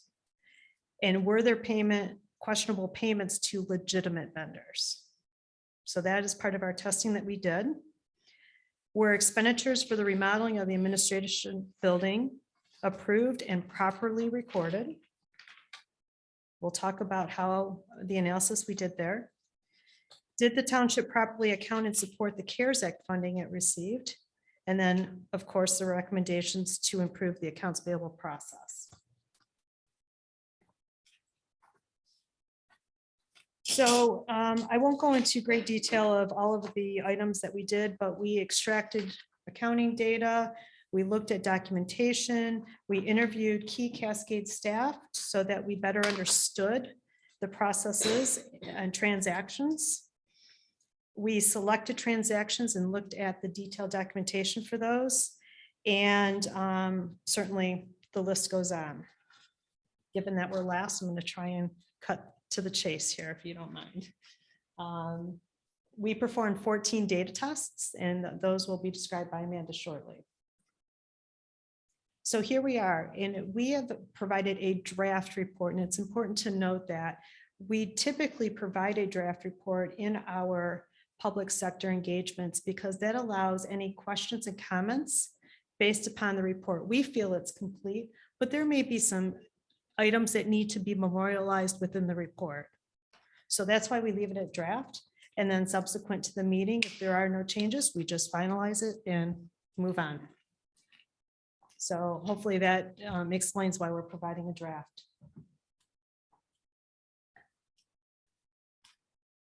So now we will move into the areas of findings, and we've broken this out into 4 different categories. So the first category is the board approval testing. So based on the township's policy, board approval is required for capital improvement expenses. And these are for tangible goods with a useful life of at least 1 year, exceeding $10,000. And approval is also needed for purchases greater than $25,000. So to verify the approvals, we selected a sample population of disbursements and reviewed the documentation to verify if the proper approvals were in place. And from our sample population, we did not identify any deviations from the policy. So we did see for our sample size that approvals were there for those disbursements. Which disbursements? So we selected a sample of 31 different transactions. And so we went back to the board minutes and verified that those were approved. And those were randomly selected? Correct. They weren't based on the specific concerns that we brought to you or the Dominion voting machine that popped up later? They were judgmentally selected. I know, So but does based that- upon our experience, and yes, in some of the scope of concerns, we judgmentally selected those. Regarding the voting machine and other things, we will talk about that shortly. Does that make sense? Kind of, but it sounds like you're talking out of both sides. We'll just see. Okay, yeah, that's why we leave it in draft. It's like, yeah, we'll see. Okay. Hope so. So next we'll dive into the data testing results. So we did 14 data analytics tests, and the purpose of the test was to identify patterns and trends and anomalies within the accounting data.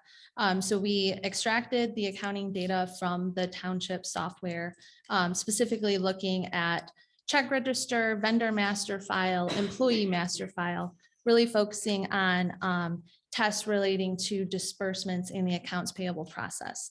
So I'm going to walk through each of the 14 tests that we completed and provide a summary of the test and then any next steps that should be taken as a result.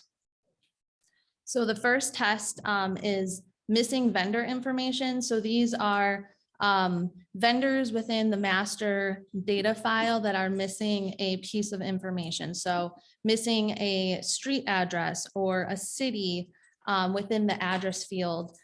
There were also a handful of vendors that had a vendor ID but did not have a vendor name within the data. So with these, we suggest that the township should consider updating the records if that makes sense to include the missing information. And one thing just to point out that we do have findings from our test, but those findings don't necessarily, sometimes findings could have a very reasonable explanation. They can in some cases point to problematic activity, but they require some further analysis to conclude that. So moving on to our second test, we performed an address match between vendor addresses and employee addresses. So we took the address information of vendors and matched it to the employee addresses in order to identify addresses that were the same or within a very close distance. And from this test, we found 6 vendors who were paid over $1,000 with an address that either matched an employee or was within the 0.01 miles. And within these 6 vendors, we found the vendor River House, which is owned by Robert Behan, who served as the Cascade Township supervisor from 2014 until 2020. And so we wanted to highlight this to show here on the slide, between 2014 and 2021, River House was paid $46,000. And this was for a variety of different goods. So there were various clothing items, jackets, shirts, vests. And with this, we did identify that it appears that market rates were charged for these items, and we did not find any information that would suggest that Cascade did not receive these products. So with this, we provide a recommendation, which we've summarized in attachment 1 to the report. A recommendation that Cascade should consider implementing a conflict of interest policy. I brought a conflict of interest form in and it had been used, and for some reason it is no longer being used. So that has been addressed, but Ben, can you explain why we're not using it anymore? I didn't believe we started using it in the first place, so. I We just used it wanted on to a have planning commission appointment where It was a planning commission member that was removed, where he filled out 2 that contradicted each other. so we did use it. So is it accurate to say that we have no conflict of interest forms that you saw? We didn't see any. I just would like to add, and we do point out this in our report, is that it's okay to use a related party vendor as long as it's disclosed and you're utilizing market rates or you're receiving market rates. And when I say that, you want to use your community vendors, right? You want to support them, but you also want to make sure that you're getting the value accordingly. I have a question because you Yes. say as long as you disclose them. Yes. That came up because trustee Nordhook was looking through payments and wondered what River House meant. Correct. Am I correct that that is or our understanding was it's a DBA, a doing business as? That is correct. So when you looked, when what was given to the public says River House, but when you look at the invoices themselves that everyone at the township, within the township, am I correct in understanding that Robert Behan's name was on it as well as his address? Like the only part of the process where that the actual proprietor was withheld was at the pub with the public, what we released to the public. Is that correct? I know the invoices do have River House, the River House name on the No, invoice. I'm asking about his name. When you're talking about as long as it's disclosed, the invoices I saw it had his name on it. So when we say disclosed, is that vendor should be approved and understood that, sure, if this individual, the supervisor, has a company that can provide a service to the township, if it's clothing or whatever you all approve to be spent, but that does need to be disclosed because it looks like there is a conflict of interest and that's why we're here. Did you see in your analysis where that had been brought up at a committee level, subcommittee, or at the board level? So No, do you never saw it actually disclosed? not that I recall seeing. I was told by staff that it was that the rates were at cost. Is that the same as at market rate? No, but our research did identify that they were reasonably priced, meaning that we didn't find that they were inflated compared to similar products out there on the marketplace. But if staff, but at cost, as according to staff, is not the same as market price. That is correct. At cost means the cost that the vendor bought them at. So then whoever provided that information to the current supervisor either didn't know or wasn't telling the truth. I don't know how they would know that. If it was cost or not cost, I don't know how that individual. I was told that multiple times they were getting it at cost. I was told by different board members that knew about it. Well, that's. So this went on for, this started in 2014 when we told you to begin the analysis and continued up to what, 2021? Correct. When you talk about data testing results, did you get any feedback from staff or anyone you talked to why there was such a drastic spike in the years 2020 and 2021? We would not have inquired of staff ours is fact finding of this is what you spent. These 2 addresses matched and this is what you spent. Why you spent it was not part of our scope of work. It's 2 to 5 times more in those 2 years. 2014 was $700.35. 2020 goes up to 11,582. 2021, 10,798. What we did ask you is to define, and maybe this is more for the council, employee, whether or not it's proper whether or not it's legal. Because is there a difference between public funds being used for public purposes or if we're a private business? Because all the money that this $46,886, that was public taxpayer money. So arguably, is that a different set of criteria than if it were a private business? I guess that's maybe for legal counsel, although we did discuss it. We did, no, but you do mention a legal question here. These are public funds, these are taxpayer dollars, and there is more accountability than there would be if this was a private business. Absolutely.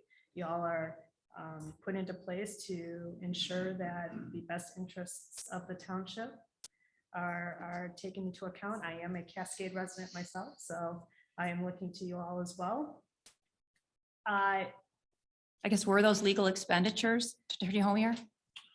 Well, to the extent that those expenditures were expended for employee gifts, I can't think of any scenario in which taxpayer money should be paid for employee gifts. That would be lawful and public expenditure. How do you define uniforms if this is all a bunch of fleeces, quarter zips, logo mugs? Well, as I understood it, there were no uniforms that were required by the township except for maybe your grounds personnel. But that's just based on some conversations that I've had since becoming counsel for the township, that there is no uniform, quote unquote, for your general office staff. But some of those gifts go beyond clothing apparel, right? There was I think turbis cups in there, right? And again, this is public taxpayer money and you cannot spend it on employee gifts. It is just not a proper public expenditure. 46,000. If I was told if the current supervisor was informed by staff that it was legal, would you agree with that? Again, I don't know of any scenario in which public taxpayer money can be spent on employee gifts. In fact, the AG has even opined that you can't buy coffee for your employees. So, I mean, whether that makes sense realistically or not, that is at least the Department of Treasury's view on public expenditures. I have a question for Personnel Committee. Are there any job descriptions that require uniform? There is no personnel committee. There was for about 7 years. Were there any job descriptions that required a uniform? Wouldn't deal with uniforms. I think Ben would know better what I don't know because there isn't a detail here on what was spent on what. We It's can in the provide report all of that you Yeah, received. if that would be helpful, we can provide that detail to you. Some of us didn't get the report. So I don't know. I haven't had a chance to digest it. Are you saying you weren't provided with it? Because Yep, I Attorney didn't get Homier it. sent it to I everybody. talked to Mike about it. I didn't get it. I didn't get it either. Really? No. Well, then I apologize because then I would not go. And I went to your website and entered my email to try to get it and it said invalid. It wouldn't give me, it wouldn't generate a password for my email address. So Is this the first time you're bringing that up? Well, with you would Flammer? not have been entered. I just into found that out about site. today. Oh my goodness. That's, So I haven't seen it either. So I'll look forward to it. So who's Leslie Abdu? Is that with your firm? She is with my office. So I got that email on Friday, but Jim told me he didn't get it. And obviously these other fellows didn't get it either. So I don't know what happened. Yeah, I did don't it. know either. It was complicated getting the password set up, but I did manage to stumble through it. I did too. I received it. I didn't get the email at all. But- Strange. But you're asking a question that I don't know what personnel doesn't deal with the uniforms required by staff people. Trustee Kessel, you were the chair of the Personnel Finance Committee, I believe, over this entire period, along with Supervisor Bayan and Treasurer Pierce. Did you know about these $46,000 of purchases? Did we authorize it at the board level or at the committee level? I would have to say, I don't know what they were for. I don't. So if we're talking about uniforms for buildings and grounds or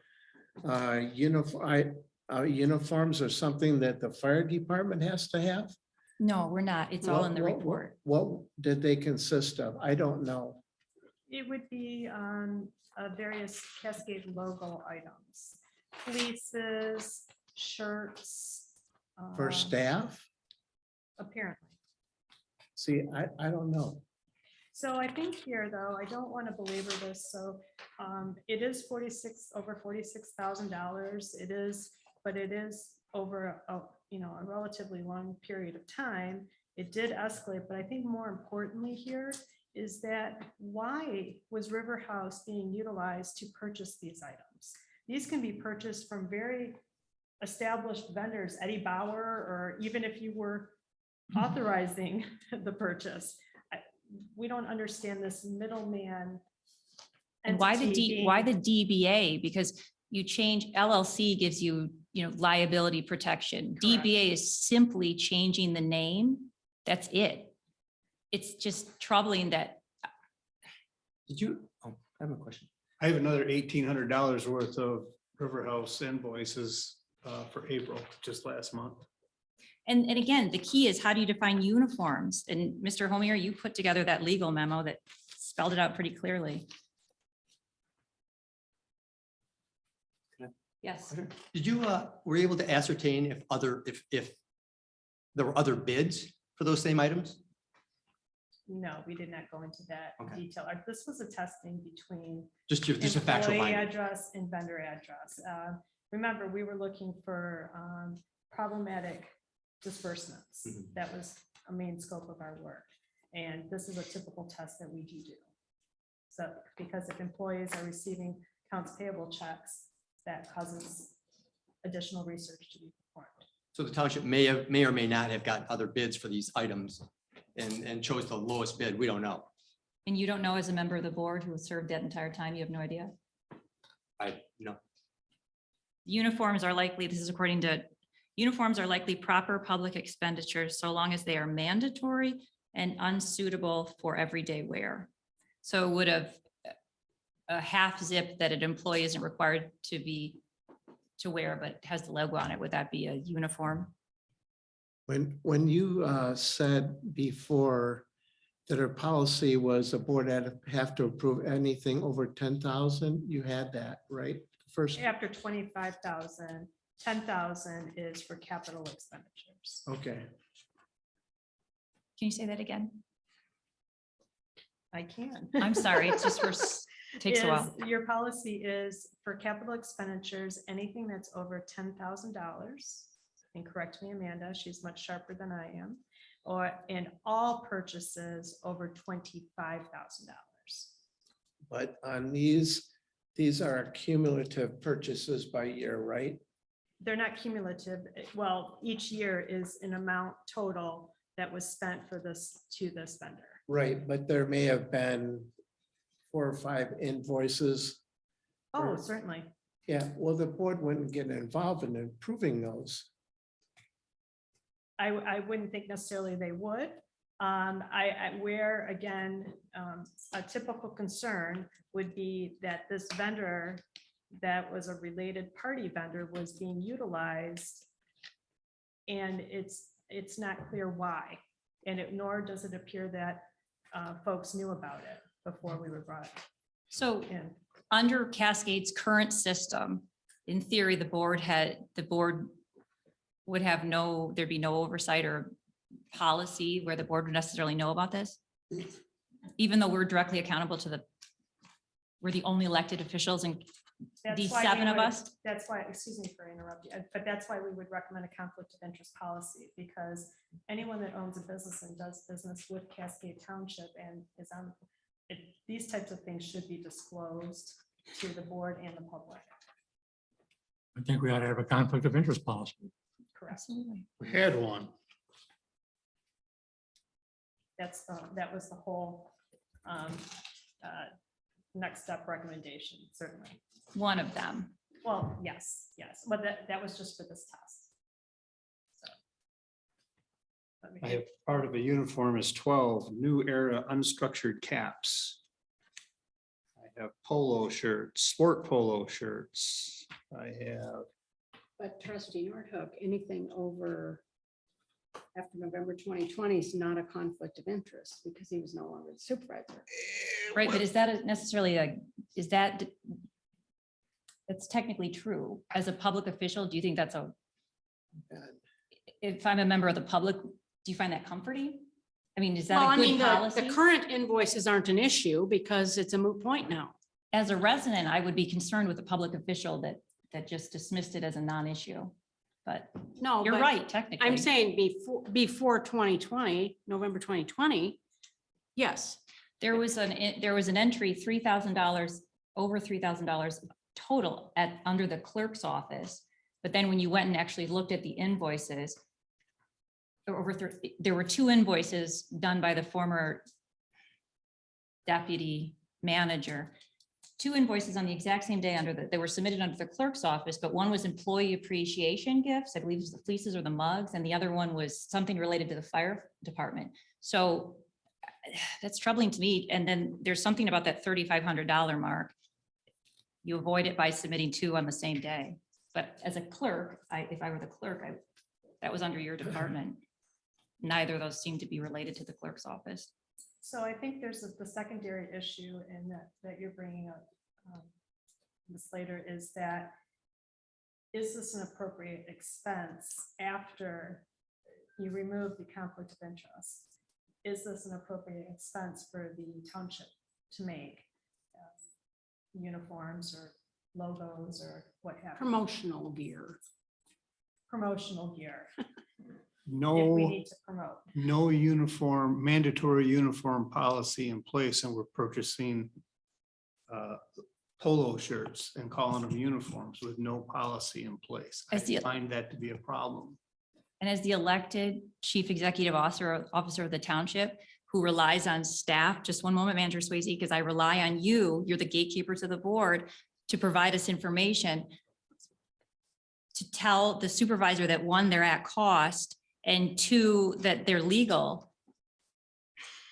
That's a problem. And we shouldn't have to hear about it by paying outside entities to get a forensic audit. Yes. So the fire department, the building department, and the buildings and grounds department all have uniform policies. The ones that were purchased this year through the fire department, they were required to get bids, and their bid was the lowest.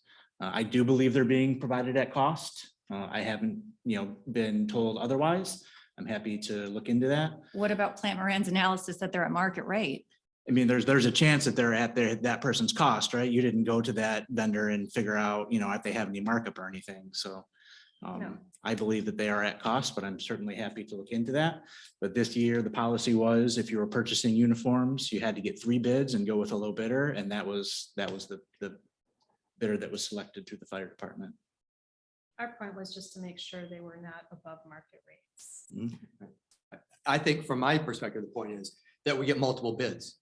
And that, I mean, if we were paying River House or whomever something and they were above the others for the same commodity items, I'd be really concerned. If they're less, then we save money and I'm not as concerned. But I mean, I think it's really important that we always have competitive bids.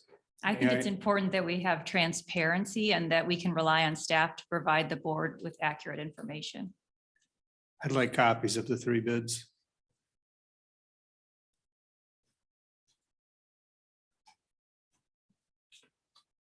Okay, shall we continue on? If you dare. I I mean, ultimately, these are public funds. So everyone sitting in this room who lives in Cascade Township paid for those. That's correct. So And I'm in Cascade, so I. So we all paid for it. Yeah. So I understand. And they don't meet the legal definition of uniforms, according to council. Well, there are 2 things, right? I mean, there are 2 legal issues here. One is it a proper public expenditure? That's one issue.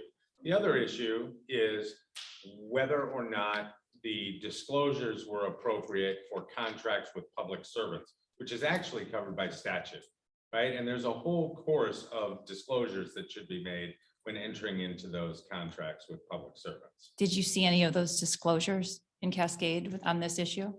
No, but you know, this, I mean, this was prior to my engagement here as well. So, so no, I wouldn't have reviewed any of those documents. All I'm suggesting is that contracts with public servants are permitted, but only in limited circumstances and only after full disclosure.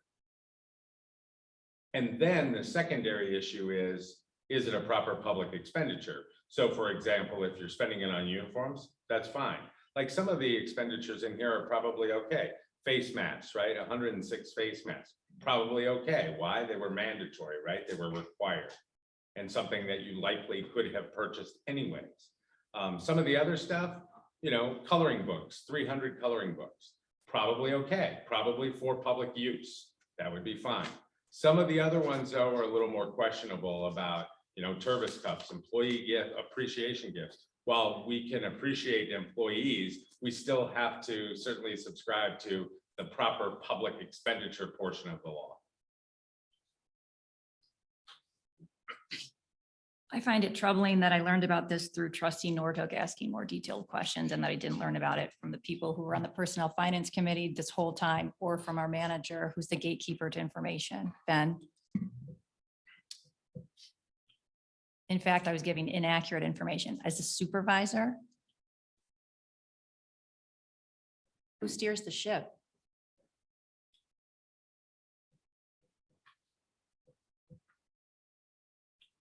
Where's the accountability?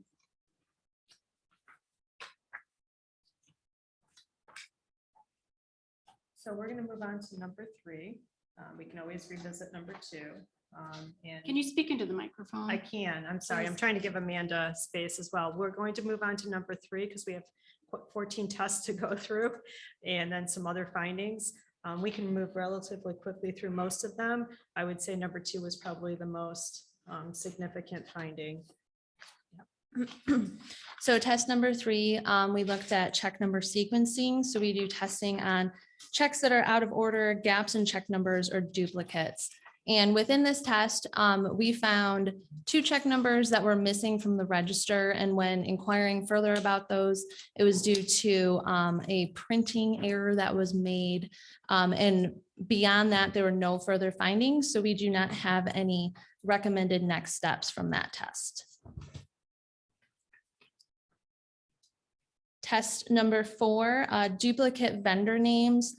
So we looked at the vendor master file to identify vendors who appeared to be the same entity with the same name. And with that, we had 25 groups of 84 vendors with matching names, but different vendor IDs. And so just a note that many times when we do this test at other clients, we do have some similar findings. I know this number is rather large.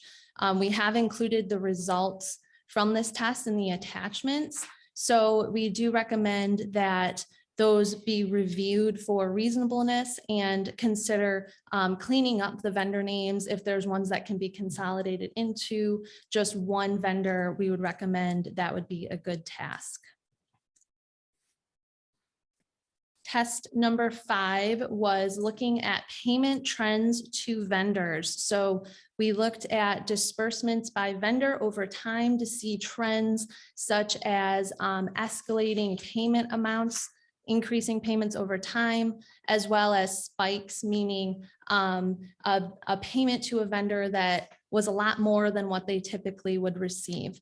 And within this test, we did not find any trends requiring further analysis. So this one as well, we do not have any recommended next steps. Does that exclude then the trend, the total dollar amount and actual number of 20 and 21, 2020, 2021 with River House?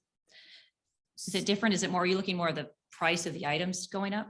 No, we're looking at all the payments and to see the trend. And yes, River House, we've already addressed that though, so we would not have duplicated that analysis. But it is unusual ups, unusual downs. Here, the trend was just up. And again, we've already researched that with test number 2. Does that make this? Okay. Yeah, there was just no other vendors that caused us concern. There's another test that we're going to talk about in number 6 as well. Number 6 is our Benford's Law test. So this is one that's probably not commonly known, so we thought it'd be helpful just to quickly define that test. It's a mathematical theory that looks at the trend in numbers in a large data set. And the main point from that is the number 1 occurs more often than the number 9. And so we do have a chart on the next slide that is a helpful visual to this. And we had noted in the findings that, I apologize, we did find some spikes, but upon further digging into those, the spikes were caused by routine business expenses and do not seem to indicate problematic activity. So if we look at the next page here, we can see this is the Benford's Law chart. And so the trend line is what you would expect to see transactions in a large data set. You would expect them to fall along that trend line. And when you have some of those peaks, those are typically the transactions where we would focus on because they don't follow the normal expected trend line. So for example, in this data set and looking at Cascade's disbursements, there were a handful of peaks. There was one looking at the digits 30. And when we dug into those, we found that there was several transactions for $3,000 for postage meter replenishments. And we've included some other examples as well. So when we dug into the peaks, we found that there were some recurring expenses within the township that were causing the peaks. So after finding that information, the peaks did not appear to be a concern because there was some sort of recurring expense that was kind of throwing off that naturally occurring trend line. Can I ask you about that? Page 6 of your report, another vendor, Mel's Fire Protection LLC.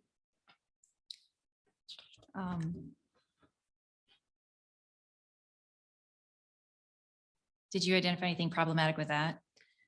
So you are referring to the Mouse Fire Protection under the vendor information, the vendor employee address match. So that was another match within that test. We found that Mouse or Melcy, I'm not sure on the pronunciation there, Melcy Fire Protection is owned by a fire department employee. And we found that we identified this because the address for the vendor matched that of the employee. We, in the report, did summarize the disbursements to that vendor. It was paid $37,000 between 2018 and 21. We found that there was one purchase order missing. We asked about that. It was described as an oversight. Other than that, all payments had supporting documentation. And we didn't identify any other problematic red flags such as sequential invoice numbers. So with that finding, similar to the River House, we would recommend the implementing the disclosures or the policy for the related party vendors. You say we did not identify other problematic red flags such as sequential invoice numbers that would indicate Cascade is the only customer of Mel's similar to the River House vendor. Correct. Does that mean that sequential invoice numbers were on neither vendor or one similar to the River House vendor? So were the River House vendor invoices sequential more? I believe so. And we will Yes. provide that list to you all. Yeah. So that will be in addition to the report. And I guess the difference would be just on its face, Mel's is the employee's last name, Fire Protection is what he's selling, and he's an LLC, which is different than a DBA.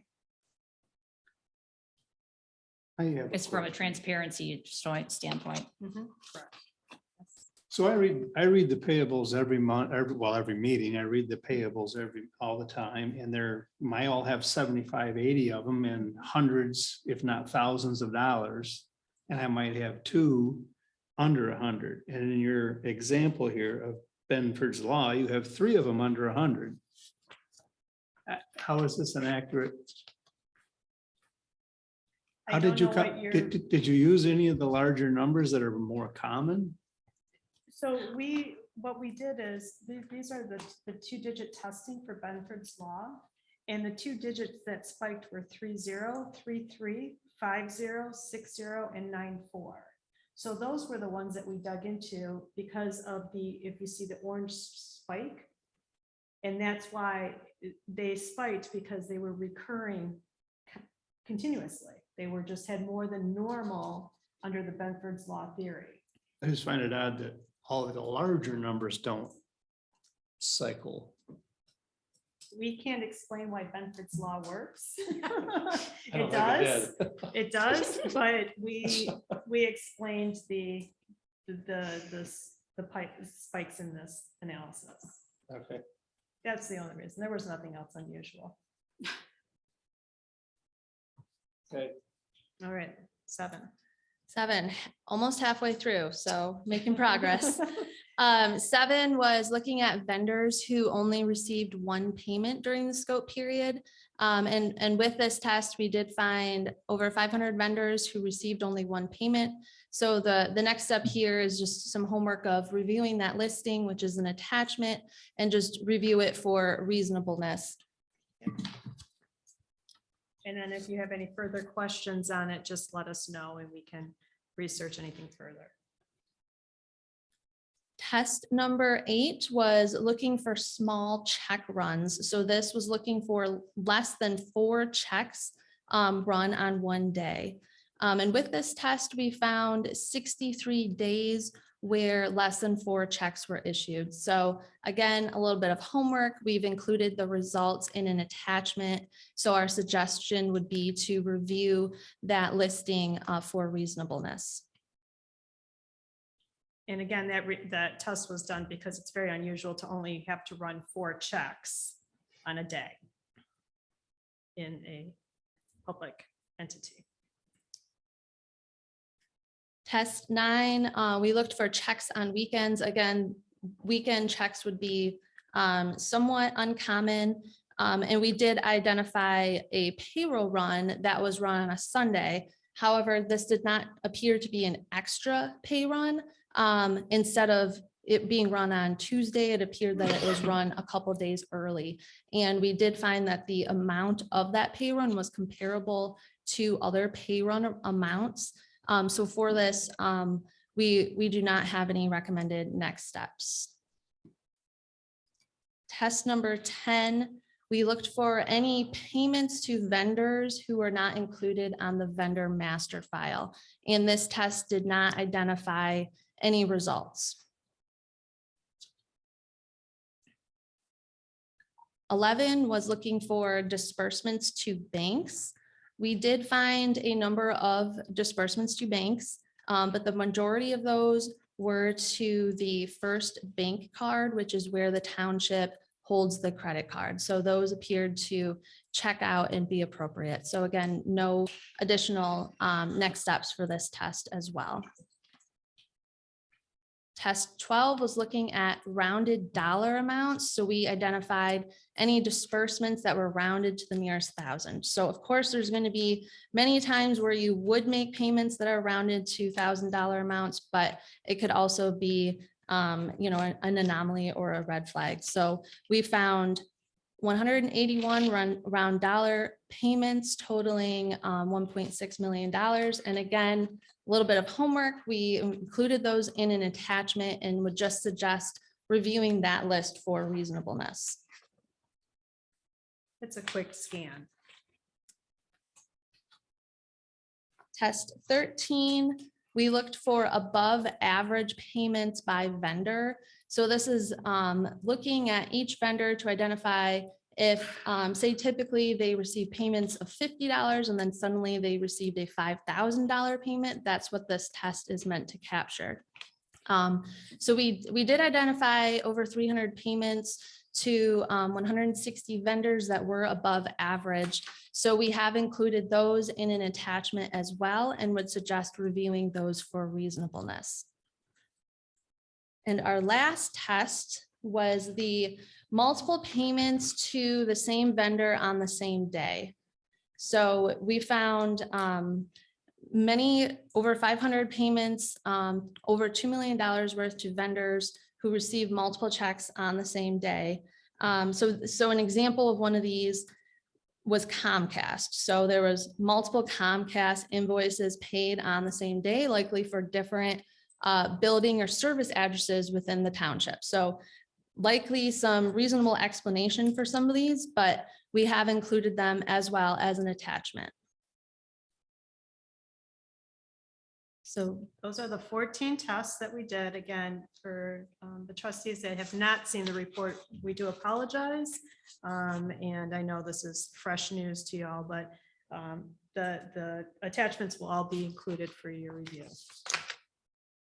Early on, you said there were some vendors with missing information such as addresses. How did we mail the check to them? That's a great question. Not sure. That's why we pointed out. Thank you for your thorough analysis. Oh, we're not done. We're not done yet. So- Okay, before we move on, just to make, if there are any additional questions on the data testing, I know that was a lot of information, but the next section will be the remodeling of the administration building. Okay. All right, so moving into the remodeling project, just to provide a background of what we looked at with this analysis, we reviewed the project file that was provided to us that included contract, change orders, various other documents relating to that project. We also reviewed the general ledger activity for the building improvements account to see the different costs and expenses recorded. And then we also did some additional analysis on other accounts within the general ledger to see if there were other expenses relating to the project. So almost looking at it in two different angles, into the building improvements at capital account, and then just expensed to see if there are expenses that should have been capitalized. So, and just a reminder of the timeline, the building was purchased in December of 2019.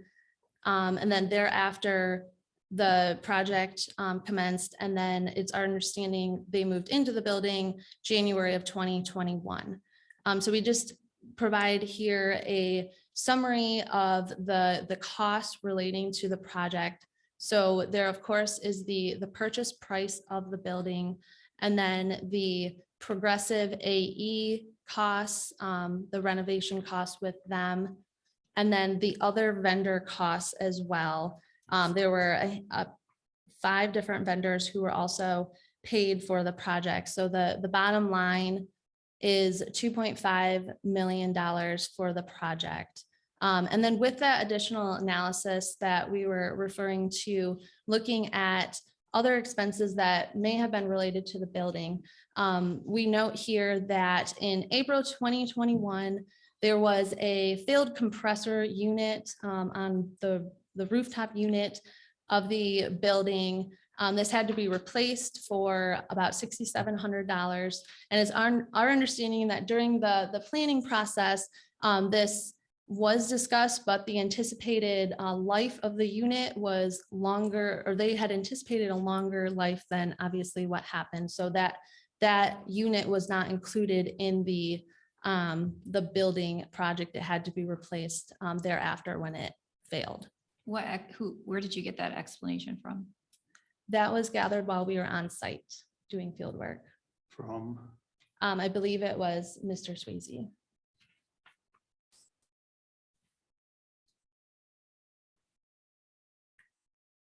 I don't know if this was part of the scope. So I guess one of the concerns I had, one, to verify it, which is really just the actual expenses.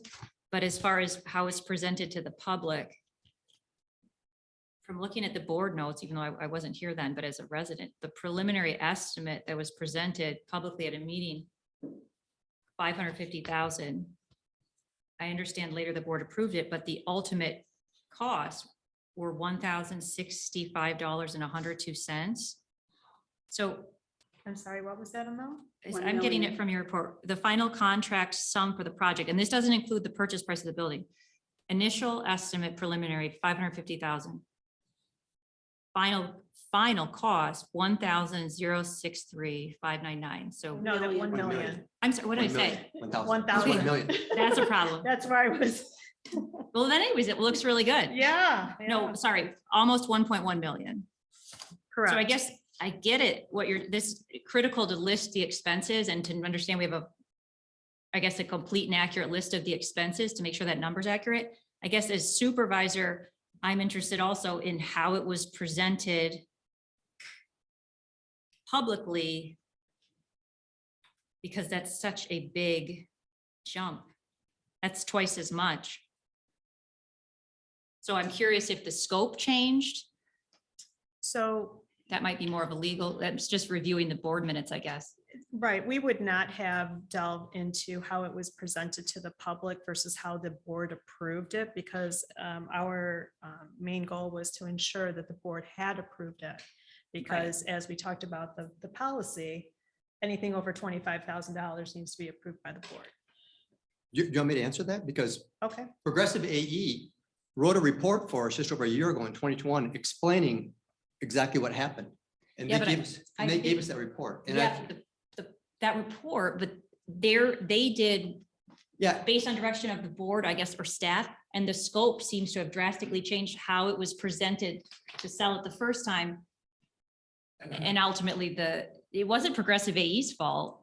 no, what Progressive AE I'm just did. concerned about how it's publicly presented. Yeah, it's just like years ago, it was publicly presented, the fire station would be about 7 million. Obviously, a whole bunch of stuff transpired between 3 years ago and now.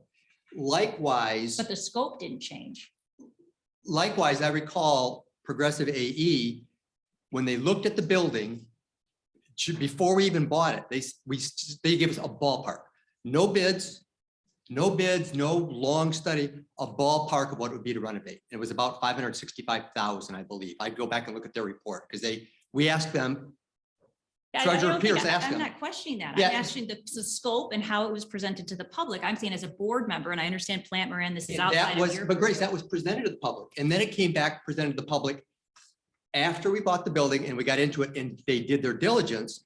They came back and said, okay, here are these things that are going to need to be done over the course of the next probably 5 years. But the presentation at the beginning was that this is almost a move-in ready building. It's, meets our needs now and into the future, blah, blah, And we blah, were- cost effective. And then to say, well, I mean, the scope, I don't think The that's scope- accurate. The scope changed. They said, you are going to need to do these things over the next several years. Do you want to do them now or later?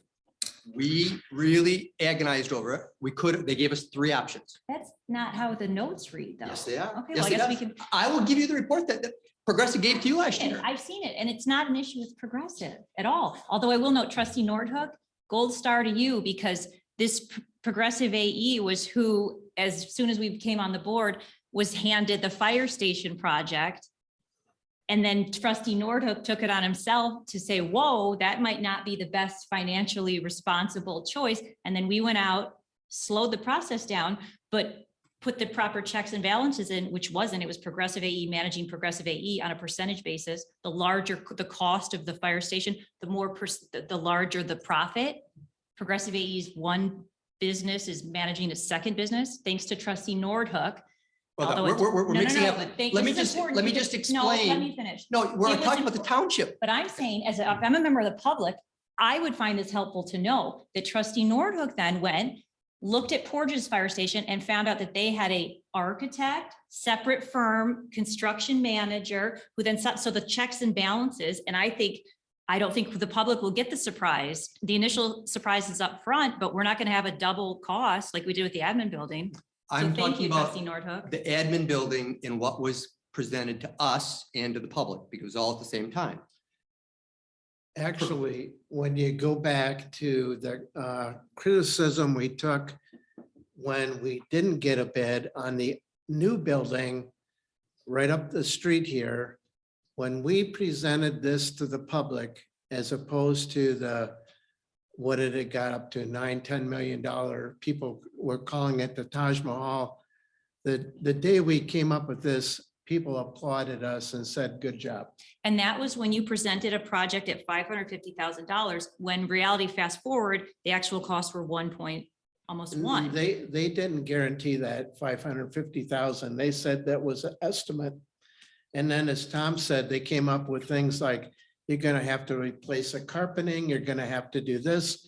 And we decided that it was more beneficial to the taxpayers to use dollars now, which proved to be a good decision because as we talk about the fire station, that's gone up $3 million. But I think putting it on Progressive AE is a little bit insincere because their detailed 4-page report said we went with the changes that the township initiated. So No, the we're not. township started those changes. But Grace, you're right. We're not putting it on Progressive AE. They came back and said, you have options to add these things that are going to be required in this building over the next 5 years. You get 3 options. You can do them now right up front. You can do them as you go over the next 5 years, or you can wait for 5 years and pay for it all at once. And that's And we assuming that's what they voted, said. and it went to the public, and we voted, let's do all the renovations now before we move into the building because it's going to be cheaper, and it was cheaper. If we would have waited, the cost would have escalated because we've. And think So- about presentation at the residents. I'm a resident and I hear what it's laid out. I hear from the manager's report, this building is move-in ready, minimal remodel required, great shape, 550 estimate, which is just an estimate.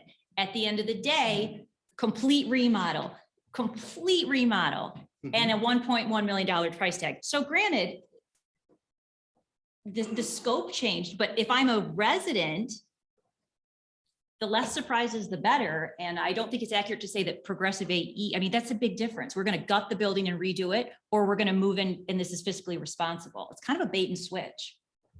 And It's not true. our very first meeting after we were elected to the board was to approve a phone system that was not included in these numbers. And the generator. Generator's not included in these numbers. It's still not there. And furniture, complete furniture was not included in any of these numbers. So there were a lot of things that were added on to that really didn't reflect the true cost. And then we sit in as new board members, we're coming off of this and we're presented right away with, now we're going to hand Progressive AE the fire station. The fire station does include a generator. It does include an alert system, a phone system, and it does include all the furniture. So all of that stuff is in there. So it's a whole number. Landscaping and everything. It's better to flush this stuff out. I'd rather know with no surprises. And I realize we're not going to agree on everything, but the board is the one who are directly accountable to residents. We rely on staff to present us with information. We don't know what we're not told. Well, the good news here is everything was presented. It was done in public meetings. We voted on it. We saved a ton of money by making the decision to do this in 2019 or 2020. Had we waited and all these building costs had escalated, that the extra 380 or 400,000 that we approved in a public meeting would have been double that. So, the key is we how had it's some presented. foresight. We had some fortunate foresight. But the point is, it was all done and publicly, and we could have delayed those costs and we'd be paying for them now. Yeah, but the key is how it's presented publicly. That's everything, is how it's presented. And And I it was remember, all and I publicly remember presented. watching both meetings, and what was presented was based on ADA compliance and something about employee side, the staff size. So publicly presented the change, ADA compliance and No, staff side. There were, I I watched the think, well, meeting. Grace, I think there were 7 or 8 things that they outlined that you can add now. You can pick and choose or do them all, or just do a couple at a time. We said, let's just do them all before we go into the building, because it's going to be disruptive in the future to tear apart a building or change lighting or carpeting while we're in the building. So we just said, let's get it over with now before we move in. That makes sense. And that's great. And that's understandable. And that's different than what I saw as a resident when I'm hearing it's because of ADA compliance and the number of office spaces. Well, everybody saw it listed. There was a list that was put into the packet that said, here are the things that we suggest that you can vote on to add now or later. And it wasn't just ADA, there was a list of things. I think there were 7 or 8. And Ken went back and said he wanted them to come back and highlight those again, and they did. So anyhow, The fact it was. still remains, we got a building for township offices We paid 2.5 as opposed to 7 million. You can say we saved the taxpayers $5 million. I don't think that anybody's gonna complain about that. We want Plan Moran to do any further analysis of this. They can continue with their presentation. We've made a note, and if you would like to have us include how it was presented to the public, we can certainly do that. Or at least the dates of the meeting so that we can Sure. look back at the. Absolutely. Again, this is why we do a draft report. As someone who sat in the township chairs during field work, I thank you, whoever selected those chairs, because those are wonderful. Opulent. No, I wouldn't say that, but it's very nice to have a comfortable chair in which to do field work. It is not, I'm not going to use that word. You did one thing right. Well, arguably, Tom. that's a public purpose, so glad you enjoyed them. Yes, you would be surprised at where we've done field work before, and that would include bathrooms. So, next slide, please. I will just mention, we brought those chairs from the old township hall. So we could say. Then whoever selected them previously, kudos to them because they were lovely. Okay, we're going to move on to the CARES Act. So the township received over $500,000 of CARES Act funding from basically two sources, the state of Michigan and then Kent County, who was to administer the federal funds. So we reviewed all of the supporting documentation for those, we'll call them just grants, if you will. What we identified are two issues, two unfortunate issues. Next slide, please. In that the Dell invoice for over $23,000 was submitted to two different grants, meaning that there was, in essence, a double dip. So it was provided to Kent County for their CARES Act funding to Cascade. And then it was also provided to the state of Michigan in support of monies given by the state. So this is like the left hand and the right hand, and they're not going to talk to each other to know what was submitted. Does one body have both hands? No. The township.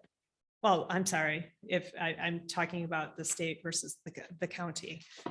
They would know, but in theory, the yes. township should know. The township should know. I will say that. And so the second was related to the voting equipment. So the voting equipment was about $44,000, if I recall. Amanda, correct me if I'm mistaken that number. Yes.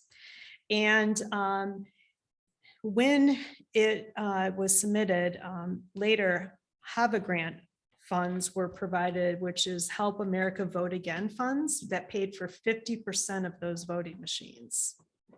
That means Cascade received almost half of the money for those voting machines, meaning that there was an additional amount that was not supported as being spent because it was refunded, if you will, or funded by Have a Grant. So if you go to the next slide, that means that there is $38,800 of monies that have not been properly supported as CARES Act money being spent. Can we back up for people who aren't familiar or the trustees who weren't able to see the reports beforehand?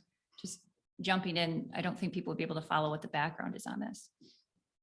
We got CARES funds. $500,000 of CARES Act funds from various sources, which was the chart up. The board directed those be spent in a certain way, correct? Yes. Okay, then. Well, and that the funds are dictated to be spent a certain way.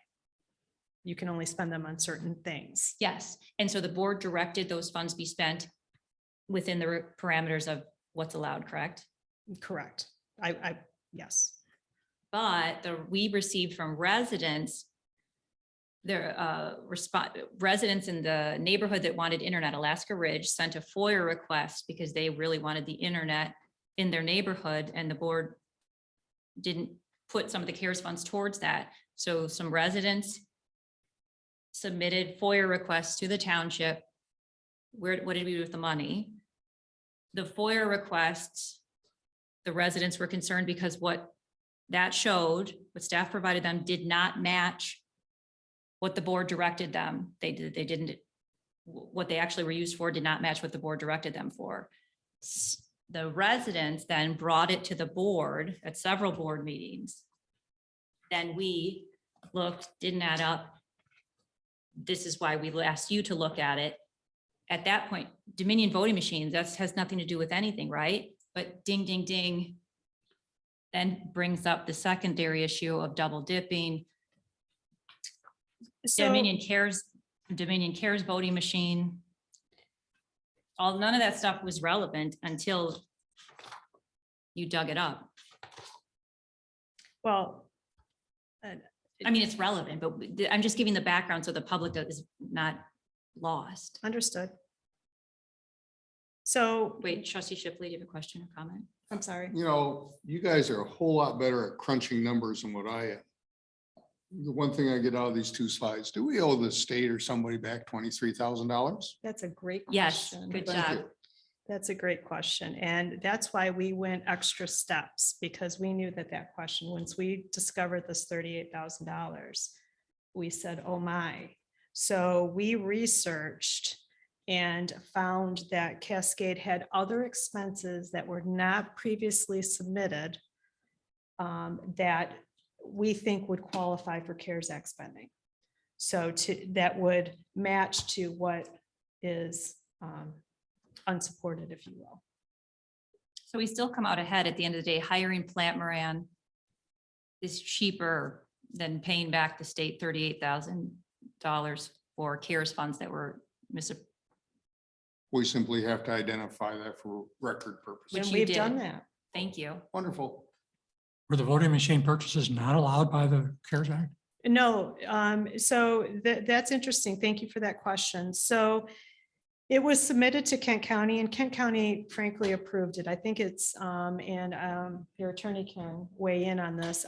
In my opinion, I'm not an attorney, but I think it's argumentative whether or not the voting machine would qualify. Kent County did approve it though. But unfortunately though, they did not know that Cascade was getting HABA grant money for those voting machines. Nor could they, correct? Nor could they. They wouldn't know that.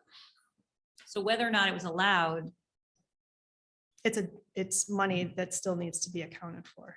and it came up in this, the board was the board. What is it, the 44,000?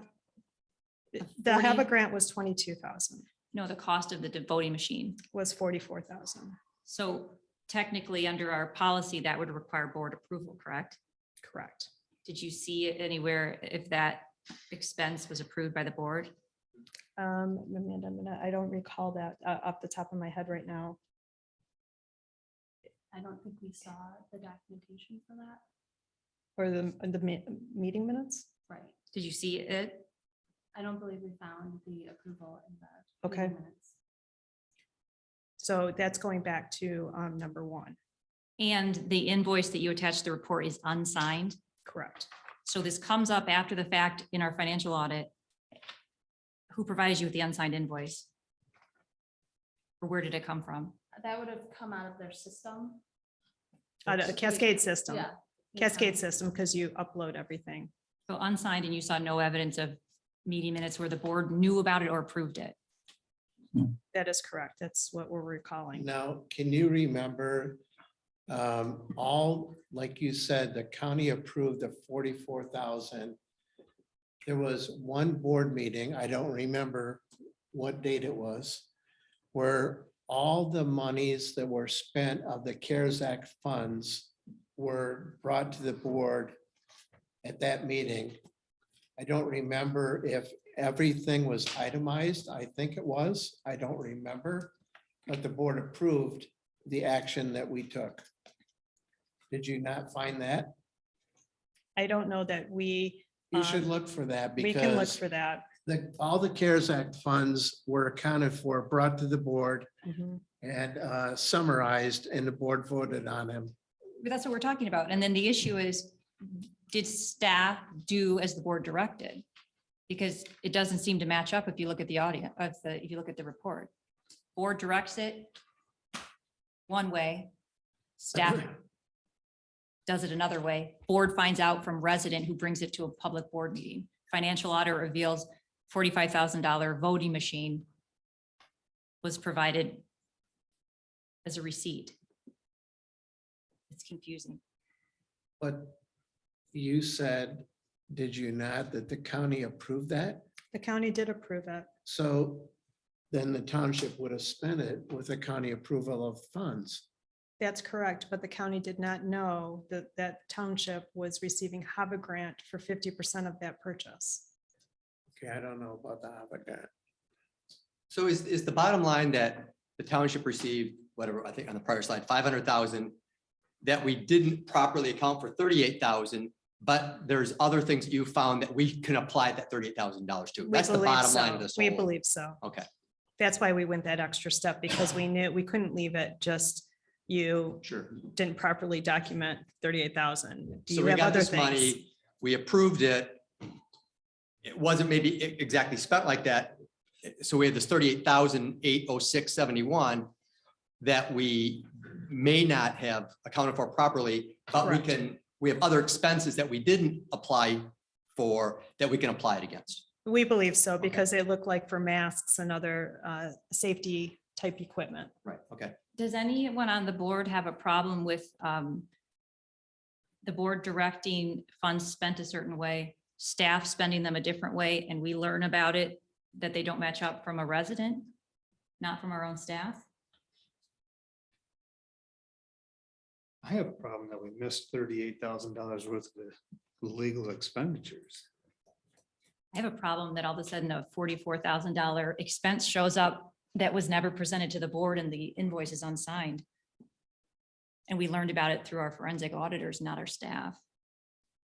Well, we didn't learn about a $44,000. I think we came up with a total of 38,000 that doesn't match up, right? Two different issues, trustee Okay. McDonald. One, this Dominion voting machine pops up because staff provided it as an expense when they're giving the receipts. Secondly, we technically would owe 38,000 to pay back, which I wonder how many other municipalities are literally in a position where they need to return the federal money that's being sprinkled all over the There's a lot place. of them. Unsigned. But the good news is there's no legal liability for the township, correct? Thanks to you. Well, you know, Arguably. what we're saying is that should the federal government or whoever conduct an audit, if you will, you have other expenses that may supplement this gap. Thank you. And so going back, if I may, Supervisor, regarding your looking at the board approved invoices, and this was a separate invoice that was already flagged through the CARES Act. So it's not part of the population that we tested for that board approval because it's separate. Got it. Okay, that makes sense. Thank you. Next slide, please. Okay, we are at internal control recommendations.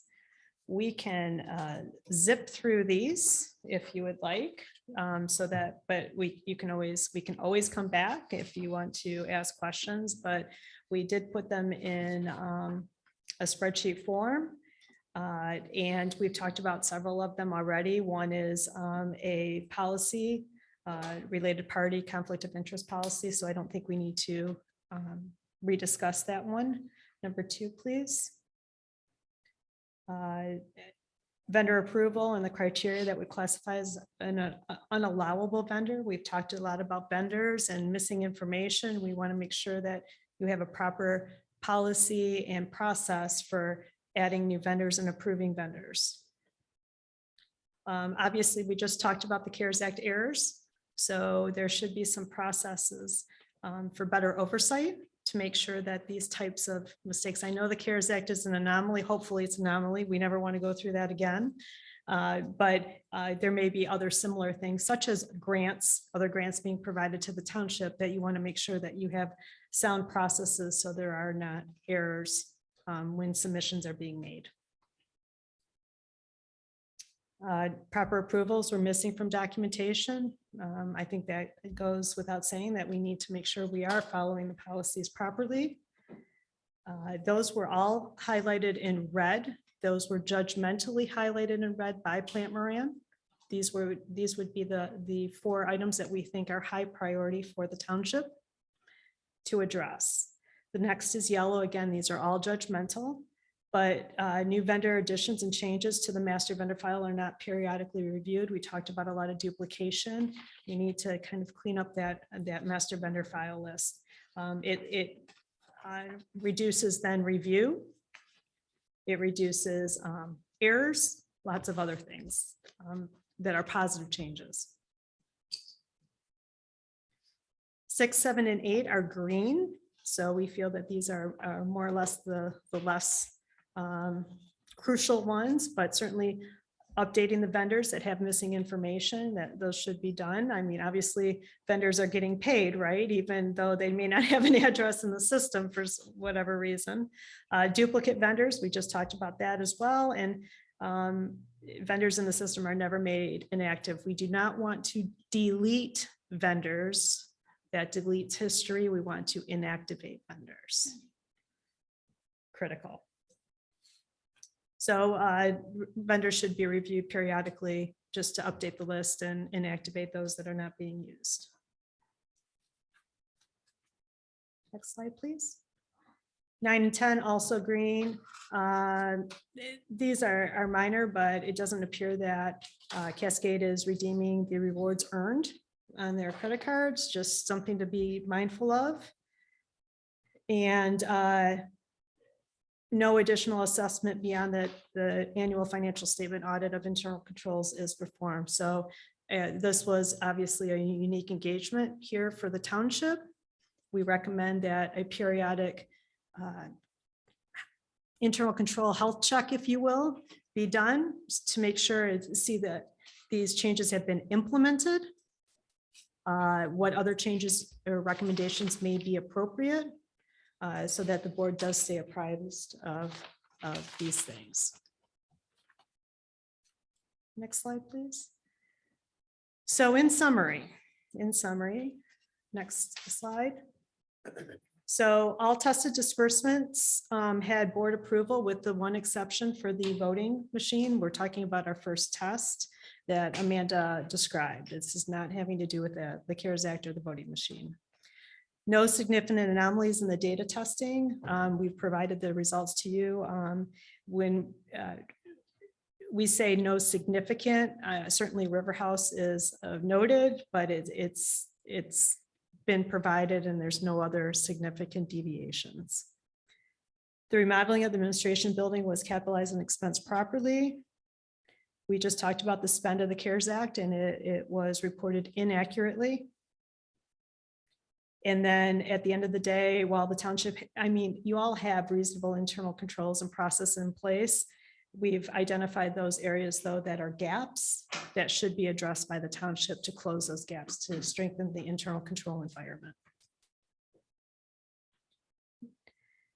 And a slide that I never like to have to share, but we did go above and beyond the scope of work that we were provided. And we are requesting just an additional $10,000 in fees for going beyond that scope of work so that we close those loops, if you will, for this engagement to answer those questions.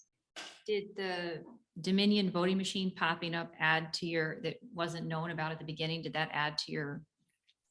Yes, it did hours? because it was part of the CARES Act. So we had to do some additional research. We actually reached out to certain individuals that had knowledge regarding the Kent County approval process and what they did. And then we also researched, of course, the other expenses for the $38,000 gap of reporting. Who did you reach out to? Is that important? Yes. County level? Wow. So Is it county? are you talking internal staff or you're talking other entities, correct? Yes, well, I'm talking internal Plant Moran staff. I will share that Got it. they shared because when we were first brought on, I believe trustee Kessel had mentioned that Kent County had approved that, and Plant Moran had contacted the township. And so I reached out to that team and said, look, here is this voting machine situation. What happened? It's interesting trustee Kessel mentioned that. I had no idea about that. Not that it's bad, it's just, No, but we went and researched it to find out what was going on. Was it Well- approved? And they were able to respond to our Yeah, but questions. Plant Moran did Yes. audit our spending of the CARES Act funds. No, we did not audit. What did they do? They assisted Kent County in the oversight of the CARES Act spend because it was a massive undertaking that had to be done in a very short period of But time. they. But they worked with the county. They were more or less the assisting helpers. Kent County was the ultimate approval. And we did get the ultimate approval, although now there's a question about the voting machine from the county. No, there's no question of there's no it. question. It's From the pretty county, clear. the county doesn't know that No, the but township, What I was asking is the county did approve the way we allocated the CARES Act funds to be spent. the Kent County approved the submission by the township of how you spent CARES Act funds. That's an important distinction, correct? Correct. Makes sense. And then I have a question. You are asking for an additional $10,000 for Plant Moran to reach out to Plant Moran to clarify. No, no. Am I missing that? They've already spent the time. We've spent the time researching, digging beyond the scope of work. We've done a lot of additional analyses for questions that have been brought up. That was the reason. No, it wasn't just to talk with Plant Moran folks. Of the three or four issues, River House, former supervisor, CARES Fund, and admin building remodel, this additional unanticipated cost, CARES Act, was it primarily in the CARES Act? Correct. And that's with the Dominion voting machine and how the township submitted, what we provided you with, right? Right, we basically, you all provided to us what was submitted to the county for that particular portion of the CARES Act funds. Ms. Supervisor, Yes. based on the information that we have received tonight and the recommendations that will prevent a whole lot of problems in the future if we enact those recommendations, I make a motion that we pay the difference with our gratitude towards Plant Moran. Yes. I would support that, but John, I want you pay the difference. You mean pay the 10,000 or pay the difference between the 52, 127 and the 25? Whatever you're owed. What's the additional? The request for additional fees. Correct. Yeah, okay, I would approve that. Yeah. Yeah, no, we were just trying to provide transparency of what we have incurred. We're certainly not asking for the entire difference. Right, I just wanted to clarify that. Yeah, Okay. understood. And that was through, the bills went through Foster Swift, am I correct? We've only submitted one invoice to Foster Swift, which has been paid thus far. That is the $20,000? $20,000, correct. And then the township did pay the $5,000 retainer. Okay. So we owe you. 10,000. Got it. Well, So there's the the request- remainder of the contract 5, Oh. and then we were requesting an additional 10. The contract's already been approved. Correct, You're asking for the additional 10, correct. and that's what we're thinking is very fair. Okay. So thank the you. board would approve the request, discussed and approved.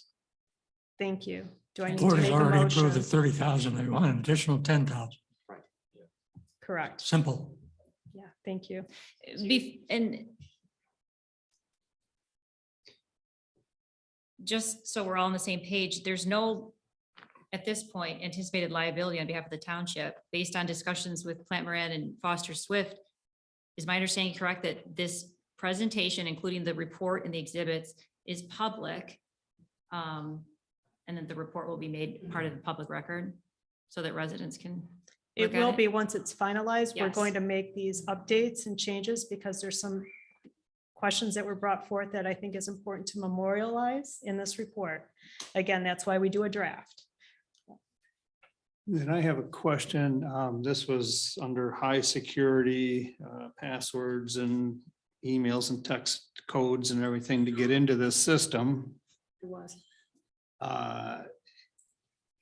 Other than our attorneys and Plant Moran, was anybody else involved in any of these meetings? What meetings? You must have had some kind of meetings To discuss the report. to discuss this report. So we would have deferred to Foster Swift. I think we had one meeting where supervisor, just before the report was released to, in theory, to the board on the release of the report.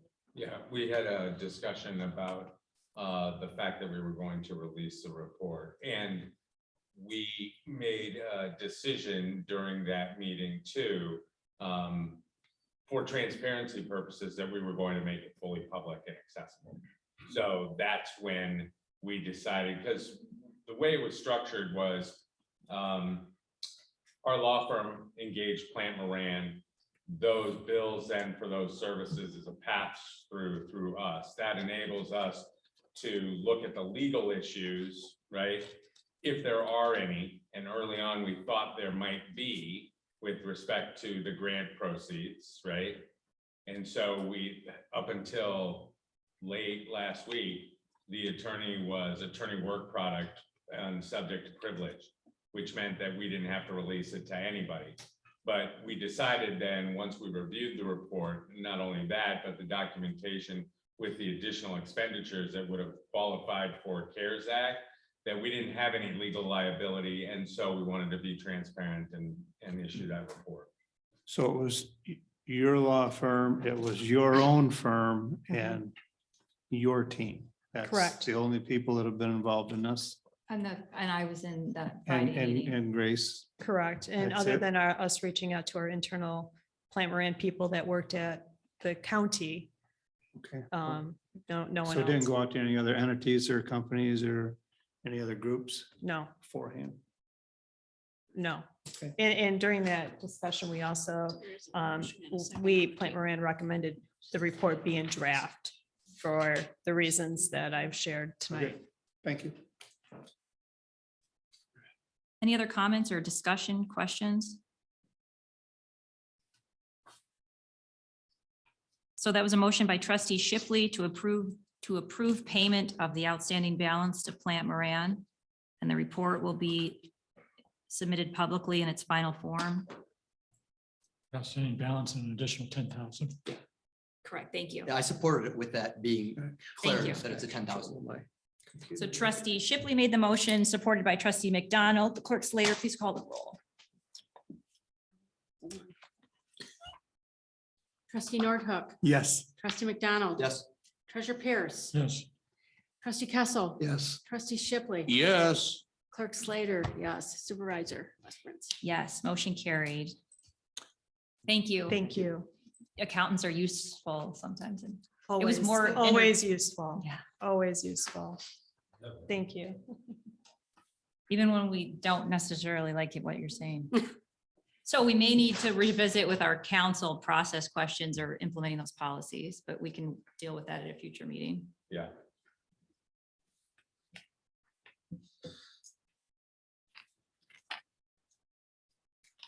Next would be Article 10. Discussion items. We don't have any, but does anyone want to add anything? Oh, sure, I would, real briefly. I don't know how many people get the Grand Rapids Press. But on Sunday, May 15th, there was a great article in here about how Emmett County is making millions of dollars off the recycling program. While Kent County, if you remember previous news articles, is losing millions of dollars on their recycling plant. Ms. Supervisor, there's something wrong here because Kent County ups the tipping fees that affects every resident in this township because they're losing millions of dollars at Kent County. I would like that brought up to the Metro Council or whoever God is and say, what's wrong with our recycling in Kent County? That's all I have. Thank you. I would direct staff, which means Manager Swayze, can you look into that, please, and give us an update? There you go. Sure. I got another copy. Article 11, public comments. So anyone wishing to speak, whether there's Mr. Merlin, you're going to have to elbow people to get out of your way. Absolutely. Maybe Kent County, the answer to your question is has more bullshit in it than Emmett County. And that may cost more to recycle. Population wise, that would be true. Emmett County also takes in refuge from the surrounding communities. Got The you covered. comment, oh yes, you better start that clock going pretty quickly there, Ben. The first comment I would like to say is the reason for the forensic audit was again, transparency. And if in fact, this report in draft form is not made available to the public, you are foreclosing public comment until after it's final. And so the ability of some people who know an awful lot about the finances of Cascade Township have no ability to comment other than what we heard today. So it's important that you see the draft and the final form? I think it's important that the citizens of Cascade, particularly when it has no liability for Cascade, see the draft report and have an ability to put written comments in. So that's item number one. Second, I want to congratulate the township because it finally did the keystrokes to move the police fund monies back to the police fund that it took from the police fund to support the salary of the assistant to the town manager. That keystrokes took 4 months to accomplish, but it was done this month in April by a reversal of entry. So it wasn't done the normal way. It was as if it never occurred. So you had to look a little bit for it, but it was there. So I congratulate them on doing that. The third comment I'd like to make is on the township hall. I actually have the minutes or the packet from that meeting, which did have a list, the first item being the bathroom ADA funding and going down. It says most of it occurred in the finance committee, which of course we don't have minutes for, and they weren't open to the public as they should have been. So again, it was behind closed doors in a very non-transparent Cascade way of doing business historically. Former Cascade way of doing business. Former, that's why I said historically. But I'm sure it met the moral standards of Cascade as defined by the Grand Inquisitor. With regard to the town hall building, the generator, the furniture has already been mentioned, the extra cost of the building department lease by running over for the 8 months of delay. The HVAC system, when I first walked in here originally in the new town hall, there were fans and there were extension cords and there were also leaks in the roof. And that was after all the renovation had been done. So query, was it all done? Did our forensic auditor talk to anyone at Progressive to see whether, for example, the HVAC system was completed and ready to operate? Don't know. With regard to conflicts of interest in the BHAN contracts, I would ask the board to think about the appearance of impropriety, but maybe this board doesn't, or at least certain members seem not to care. And I don't.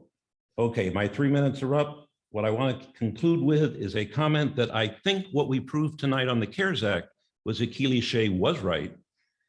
And that in fact, what we have here is mismanagement in a significant way, but lucky that in fact, there are other costs that could be slid under, but we still submitted a false submission to the government. And it's just by luck that we were able to find a way out of it. And I think the board ought to appreciate their lucky stars rather than congratulate themselves on a job well done.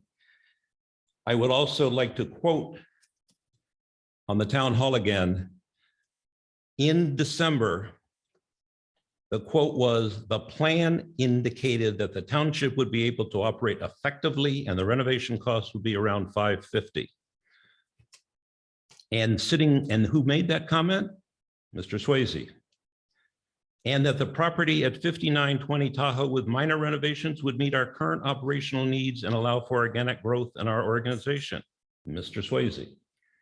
And that Progressive in its letter, which was 100% accurate, if you agree with their premises as to when the project started and when it closed. But it didn't give us a building that was usable by people. And it was then said in August, a month after it was supposed to be already done and completed, but probably was done through the committee process, that as previously stated, now let me say, I will put the rest of it in a letter. I have used my 3 minutes. Thank you. Thank you for putting it in a letter and not talking more. I know. No. just- I agree. Most people agree with you on that. Madam Supervisor. Uh-oh. So Michelle McHale, Plant Moran, and 7275 Burger Drive. Thank you for stating your name and address. Contrary to what was recommended by the previous speaker, we would not recommend the draft report be publicly available at this time. I would say that we would approve the PowerPoint presentation being publicly provided. But until we update the draft with some of the particulars, we do not want to have multiple versions of the report available. My only concern is if we have nothing to hide, then it's better to show both to alleviate Mr. Merlin or other people's concerns that we changed something before, you know what I'm saying? Because you're not doing anything wrong, are you? No. I'd rather just have him I'd rather have him be bored and see there's nothing to see. Okay. Literally, otherwise. That's fine. There's value in that. Ms. Supervisor, you might want to talk to our legal beagle and get his input too, maybe offline between the three of you. Right. We just don't want confusion. Oh, I is don't where think we're- that's the issue. Because we have enough of that right now. Correct. Thank you. Can I ask you a question while you're up here, Ms. McHale? I forgot about it, but in the attachments to the report, draft report, there was an email about an email that you attached where the manager Swayze wrote our accountant, something about CARES funds going into police account. Did you see that? I don't Yeah, recall. it's your report. Right. I don't recall that offhand. But it right was the now. only email and it was weird and it didn't quite make sense. I would have to reference the report. I do apologize. Do you remember it? Because it was, I think it was directing the CARES funds be placed into the specific police account or. I would have to double check, but I believe that was part of the CARES Act supporting documentation provided to us. So that's why we would have included it in.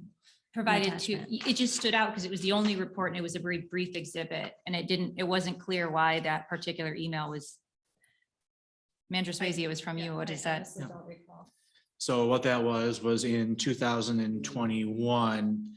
I believe it was in April, maybe in March, but after the CARES Act reporting had closed, the Kent County Sheriff's Department to any partners that bought additional service provided additional refunds on 2020 costs based on them trying to spend out their funds. So we contacted our auditor, Redfield Hafner, to ask what we should do with that money, and that email was the result of the directions we got from our auditor on where that should be placed, because the CARE Funds Act reporting had already been done. And I don't understand, maybe it's nothing. That it was notable to exclude as one of the 10 exhibits. I didn't understand where it was coming from. I think it was just part of the CARES Act support. I don't think it was anything of significance. Okay. That's why I'm not recalling it. Do you recommend, if you, as a resident and an expert in accounting, I understand that your tasks are different, but would you recommend that we continue going with the same auditor who applauds our AAA bond rating and fiscal responsibility every year? Or would you maybe recommend that the board looks at possibly other auditors? You got to answer because you're a resident and it's important. I think it's important to periodically review contracts of significance and maybe go out to bid periodically for those services. I think that's just good stewardship. And not saying that they should have missed something. I don't know exactly the scope of their audit, but No, but it's when you're spending the taxpayer dollars periodically, it just to make sure that you are receiving the best service Mhm. for your money. yeah, we're not paying them to pat us on the back. Tell us how great we are. If they do, wow. Well, then that, So thank you. Should we Thank do you. a request for proposals for auditor? yeah, I don't know when the timing of that would be, but I certainly, when it comes up, I would request that we don't just go with the same, but look at others. I'll have to double check. I think we're either in the second or third year of the 3-year contract, so I can check that and see. Thanks. Good evening, Brian Holcomb, 3415 Glenstone Court. I didn't see it on the agenda. It's been on the last two. I want to know how I would get it on the agenda, but I'd like to get an update on Eagle Creek and their wetlands floodplain violations. We were due a letter from the lawyer the last meeting over 2 weeks ago. Haven't seen or heard anything. It's going at a snail's pace, which I know sometimes it does, but where we at? Snail's pace would be consistent with government pace, but I hear you. Well, he's still doing the same old stuff the last 3 or 4 days. He's still filling in wetlands. He's still filling in a floodplain.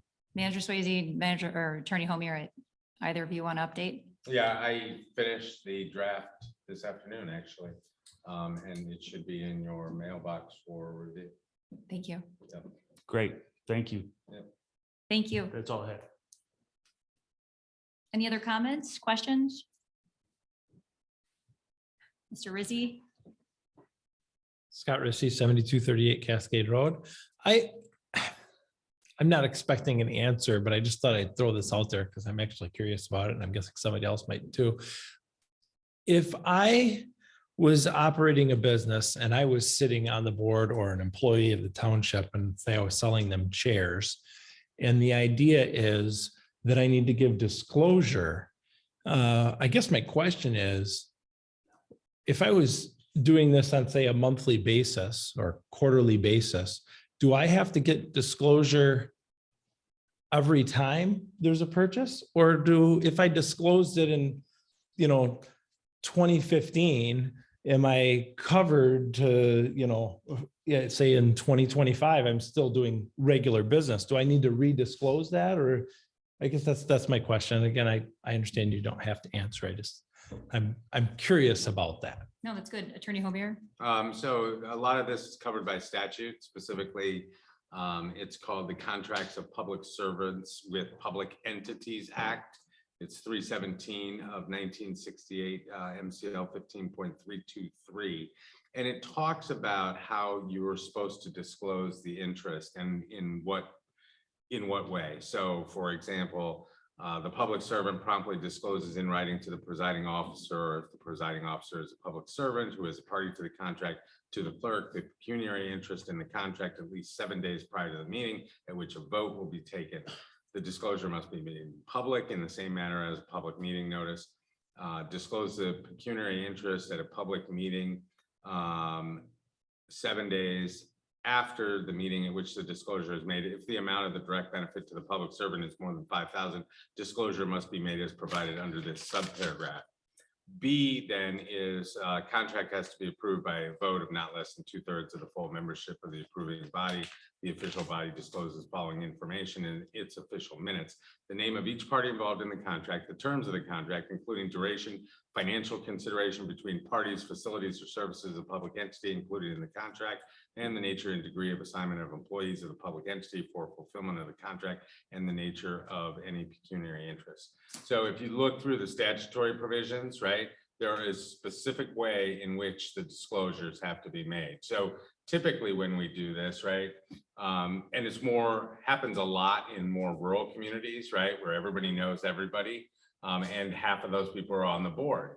And so they contract with those folks because their day job might be, say, grading, right? And they need grading services. So they will enter into this agreement. They will disclose all of the terms of those agreements in the public. And then that includes the duration, the nature of the financial interest, et cetera. And then they can vote, 2/3 vote, and approve that contract, and that contract then is binding. If you don't do that, then the contract is voidable. And so you can get out of the contract by saying, we didn't make the proper disclosures. And then the key is the public disclosure, right? So in this Yeah. case, management knew about it. At least several board members knew about it, but it was never publicly disclosed. Well, here's the hard part, and I think this gets to Mr. Rissy's comment, which is when you are contracting for some more routine item, right? Like you provide chairs or tables on a periodic basis, right? Is that going to be, say, just a purchase order slip? Or is that going to be a contract saying you're going to do this on this date from here to here for this amount of money? So what we do is even on the purchase order thing, we have to make the full disclosures. So what we try and do is take that, whatever the service is, and put it into a contract, a duration which can be exercised from time to time during that duration. And then it would fall within the disclosures permitted under the act. Thank you for that. Yep. Sure. 2/3, but not a simple majority, 2/3. Two-thirds, yeah. Any other comments? In person or virtually?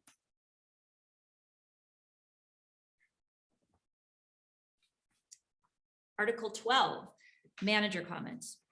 Nothing tonight, thank you. Article 13, board comments. You bet. First of all, thanks for sitting through all this BS, but it's important BS because it affects you guys. And hopefully we've learned from it. We've got a lot of great recommendations from Plant Moran, and we'll be instituting those. And I would like to thank whoever employee is who came in on Sunday to do the payroll. I think that's great. I'd love to have a dozen of those employees. That's all I got.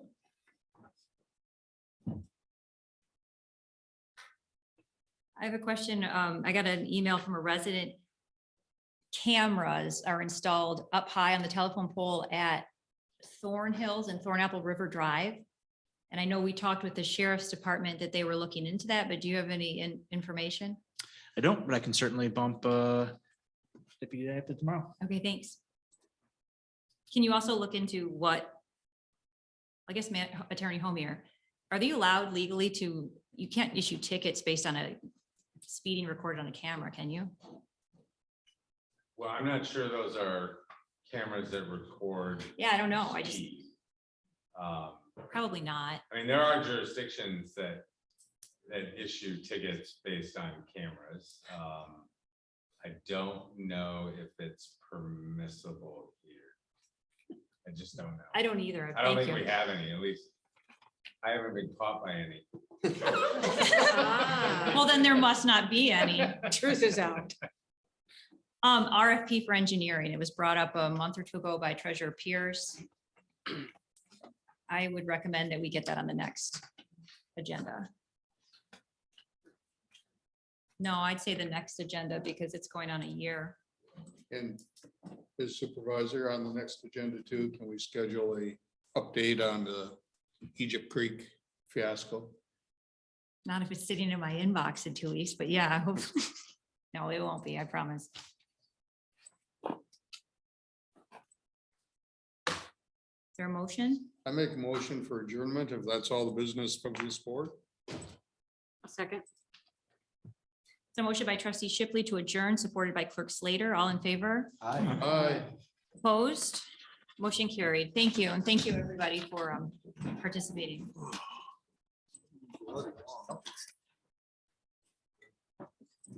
Good thing you got your Hogan's Heroes